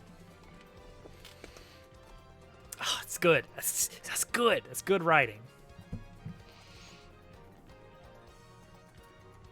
Whiteboarding level design in Paint is so good. I like it. I think it's quick and to the point.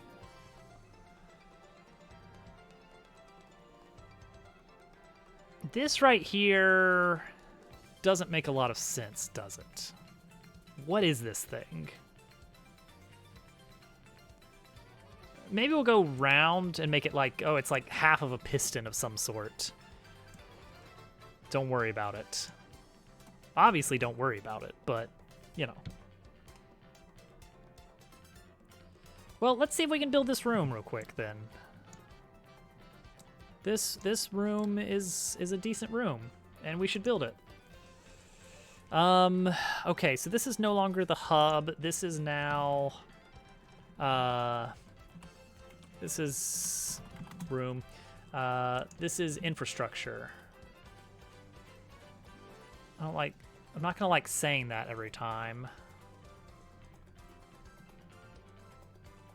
Back. This is the back room. Well, have a good, Captain. Really appreciate you hanging out. Hope to see you next time. We'll be back in a couple days on Wednesday. Hopefully with more work getting done next time. All right, so this is gonna be back A.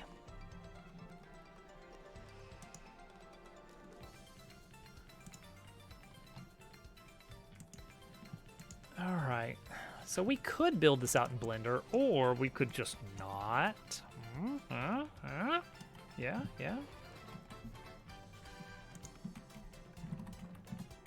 All right, geometry.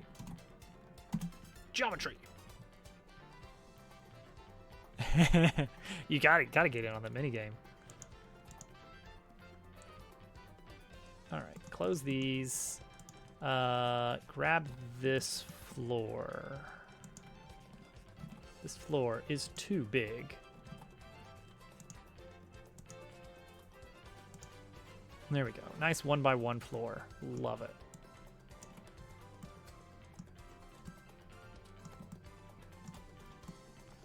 Okay, so how big is this place? Let's say 20 units across. That might be too big. And 10 units deep. That definitely is too big. 5 units deep. Okay, let's feel it out. There's not going to be any light, is there? Okay, that's fine.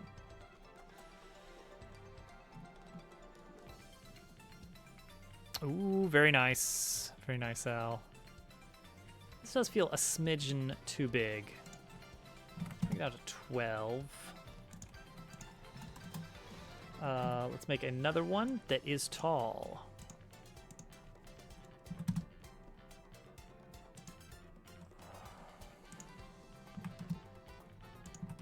and fairly short. Fairly narrow. Okay, how does this feel? You walk into a room, there's a big thing here. We need to be able to barely see the top of this, I think. I think that's an important part of it. Like it needs to be just about, yeah, see, like that's just about visible as you're coming in. Especially because you'll probably see a little bit of dangling catwalk, something or other from down here. So that looks good. A little bit of room here. There's going to be a shortcut here. There's going to be a shortcut here for when you get more movement abilities that's going to let you scale the wall very quickly. We're not going to put it in yet because we don't have that programmed yet. But I think that would be good to give this room a little bit of extra. Is this the first room? Is this the first room you can go to? Because if so, we need to leave a little bit of options of different areas you can get to and like explore. Because you're going to be looking around trying to find your way. Could be cool. Could be neat. 1, 2, 3. I see.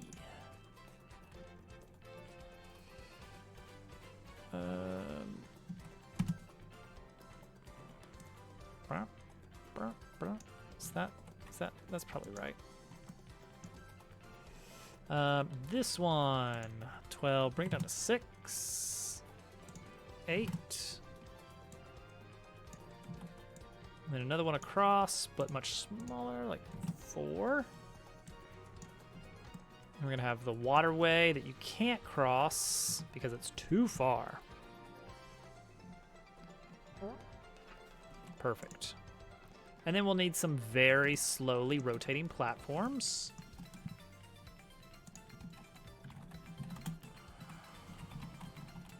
Let's just call this moving platforms, because we're gonna have not just the spinning ones, but also some not so spinning ones.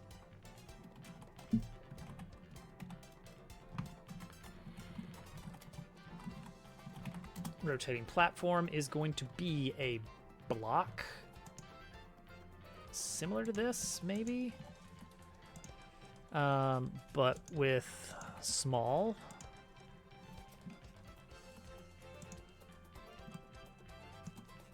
Will Kat collect pieces for the big gear thing? She will be helping to collect the MacGuffin, yes.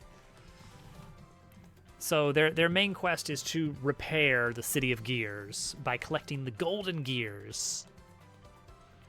Kat is not super on board with the world saving immediately, but she'll get there.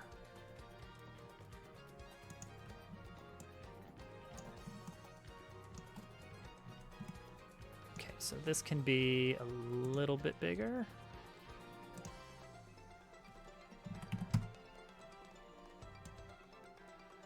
That's a triplanar texture, isn't it? We gotta fix that.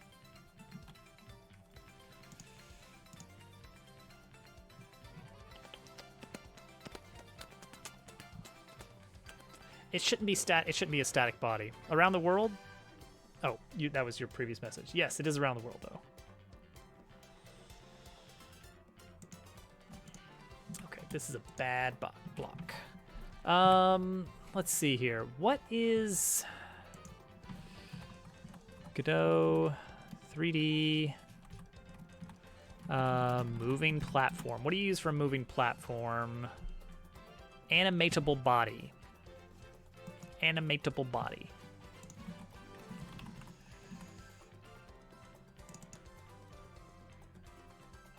Okay, what does this need? Needs to have a collision shape. Well, that's going to be a box shape. Can we add the mesh instance to this? Because that would make things a lot easier.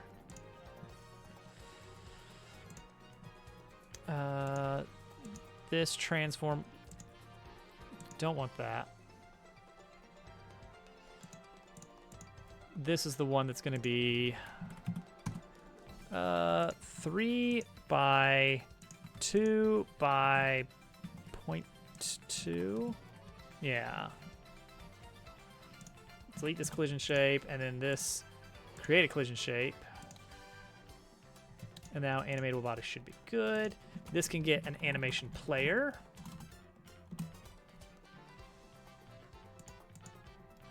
Spin. Spin this. Move its rotation around. Round and around it goes.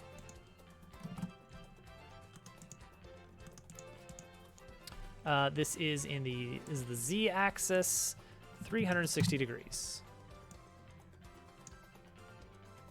Whee! It's going to autoplay. It's going to loop forever. We're going to slow it down pretty heftily.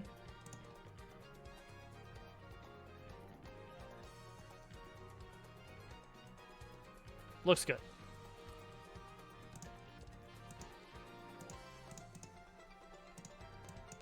Okay, texture for this.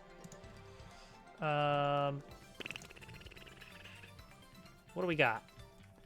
What do we got that's good here?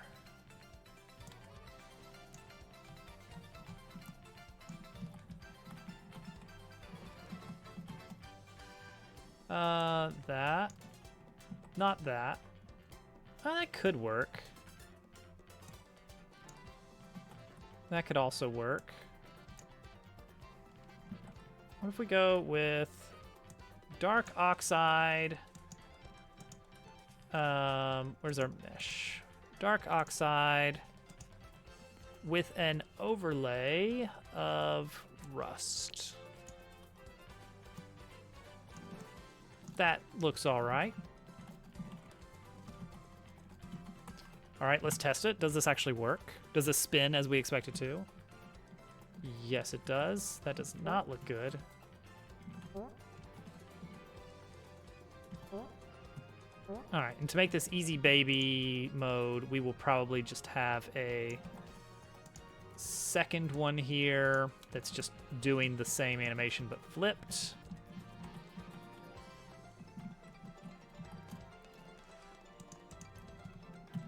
So have a second. Actually, no, hang on. Let's fix this texture first, because that does not look good with this, for one thing.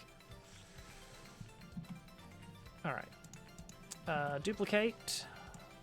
Move this one over just a tiny jump away. Move this one over a bit more. This animation is negative. Okay. Does that look good?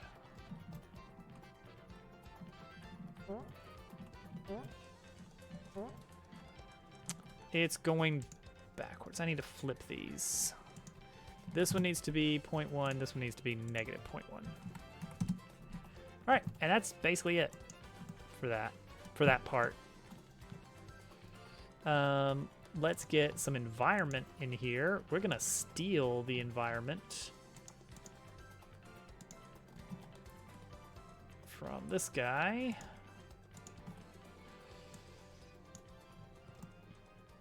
It's not going to be a nice sunny day out, but it's fine. Let's see here. Let's get more music.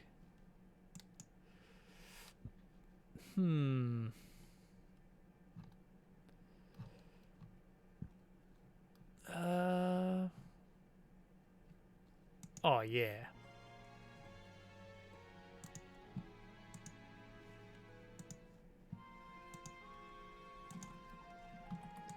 Waters. It's not going to look like this, though. Get rid of that. Get rid of that. Get rid of this. Get rid of this.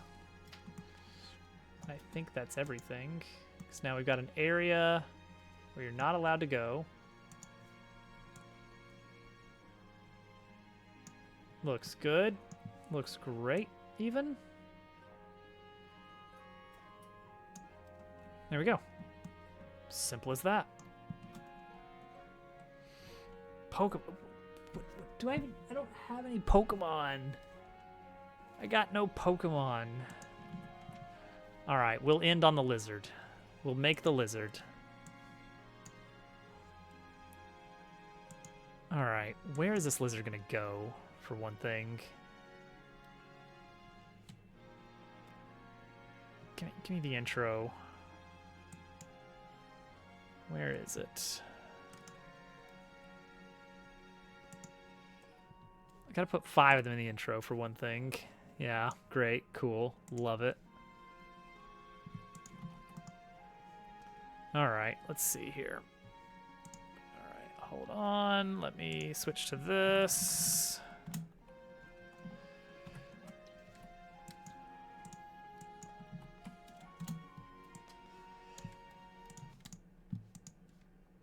All right. Doesn't want to music. It'll music in a bit. Okay, 5 lizards, huh? Let's mute this. 5 lizards. Overwhelming. I could just like throw lizards randomly throughout on just wherever. I could have lizards crawling across the screen.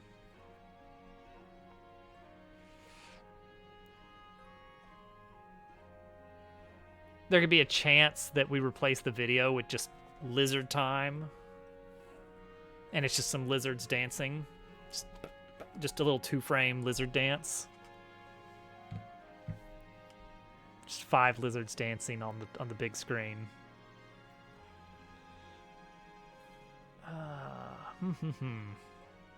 If they have toes. They're gonna be really pixely. Everything in the intro is very pixely. You're not going to be able to see any toes.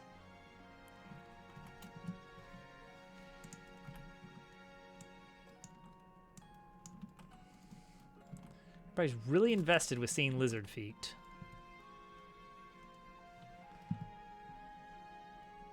Okay, let's see here.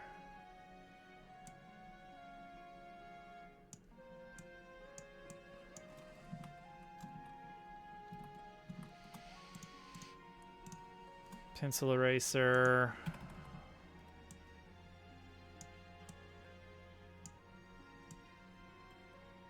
Okay, so we could do top-down lizard.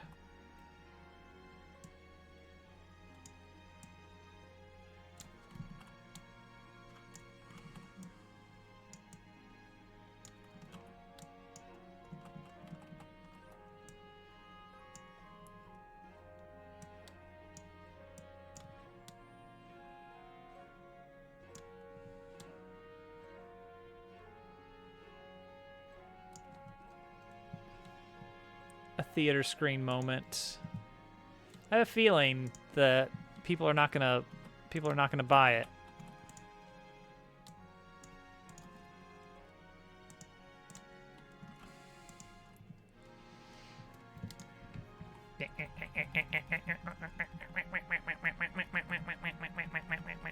All right, hold on. You guys need to actually see this. Behold. Now it's ready.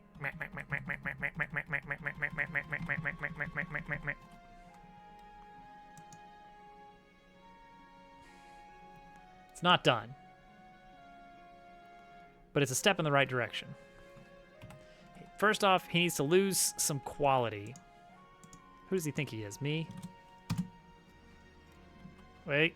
Control K. Change interpolation mode to nearest neighbor to keep that sweet, sweet pixel quality.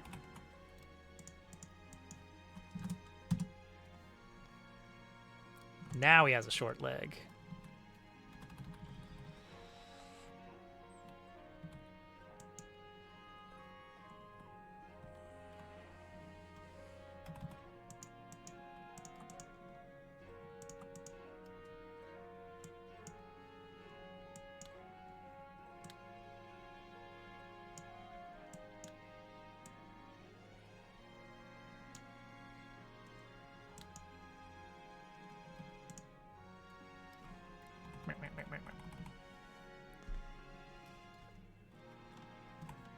Let's give him a little bit more thickness here.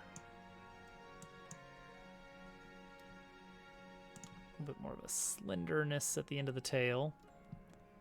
He's gonna have 4 friends, and they can just all lizard around.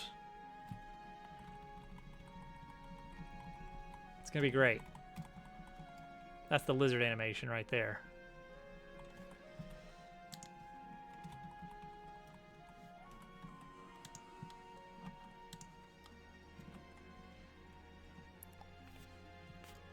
Well, it's about time. All right, we're gonna give this guy subtle shading. Subtle, beautiful shading. Wait, no. First, we're going to double the height of this.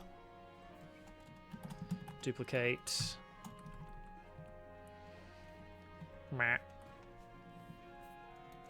Merge. Now shade.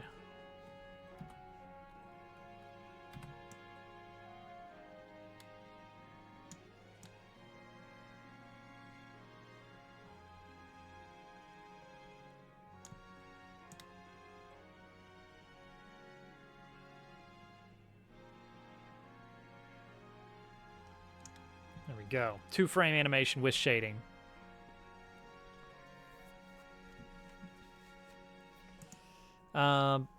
Now where does this guy go? Okay, I have a very dumb idea for the lizard.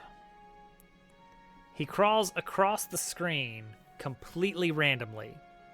At some point, he's gonna crawl across the screen.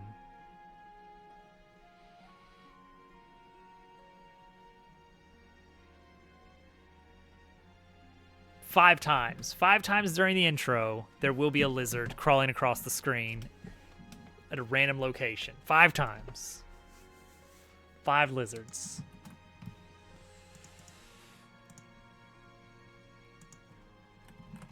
Five random lizards.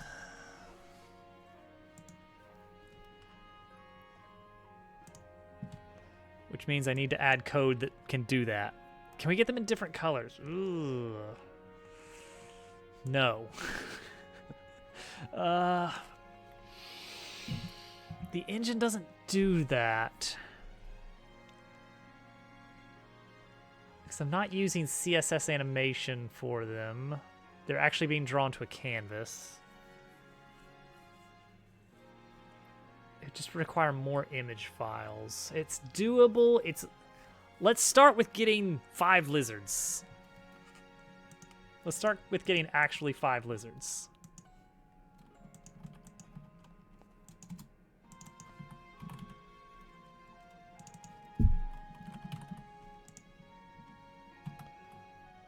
Five distinct lizards. Noted.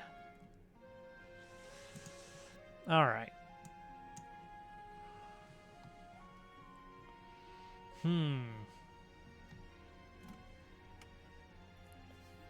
This is going to be interesting, isn't it?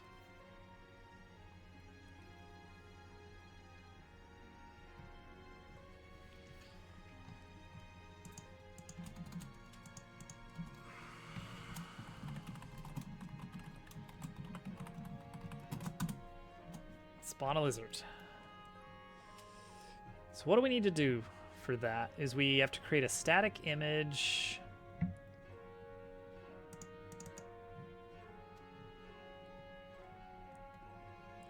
Like this. Then push it to sprites. Give it a location.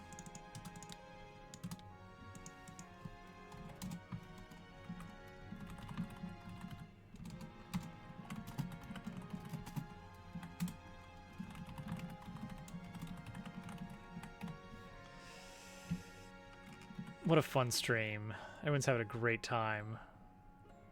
Alright, so now we have spawn lizard as code. So if I just spawn a lizard, there he is. He's very tiny. Notice that he moves not with the camera. The camera is The camera is its own thing, for better or for worse. And the camera moves around, and this is very much by design. But it creates some problems with this guy here. So static image extends sprite. And when we draw a sprite, we take into consideration the camera, right? Where does draw happen? Yeah, here we go. The camera has its own X and Y, and we transform the camera. Hello, GQ. This is a whole new set of lizards. There's a whole new set of lizards going on here. So camera X, camera Y. So I think we want to override the sprite draw method, maybe?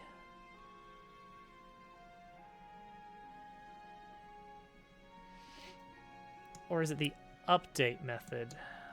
And we could just... No, let's...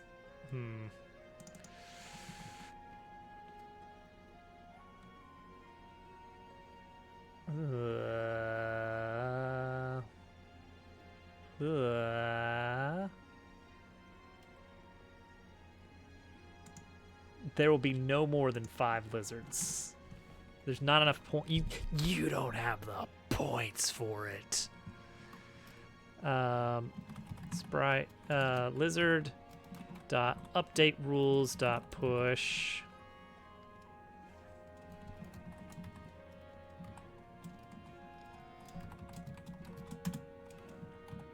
Oh, you do. Oh, what was all that about? It's gonna have to wait until Wednesday. Oh, because it's one per person. That's it. That's the one. Sprite update rules. Can I somehow get the camera?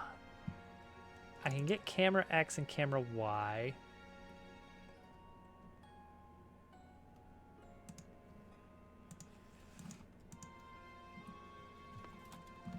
Lizard.x equals negative camera.x, maybe? And vice versa for Y?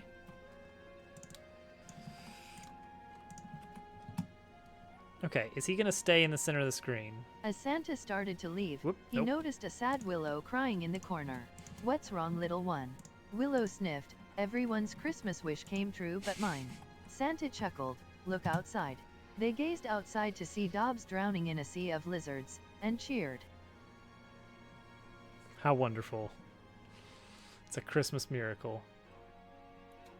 Okay, now it is actually following the camera, but... Am I gonna keep a... Am I gonna maintain a separate array for lizards? I might be doing that.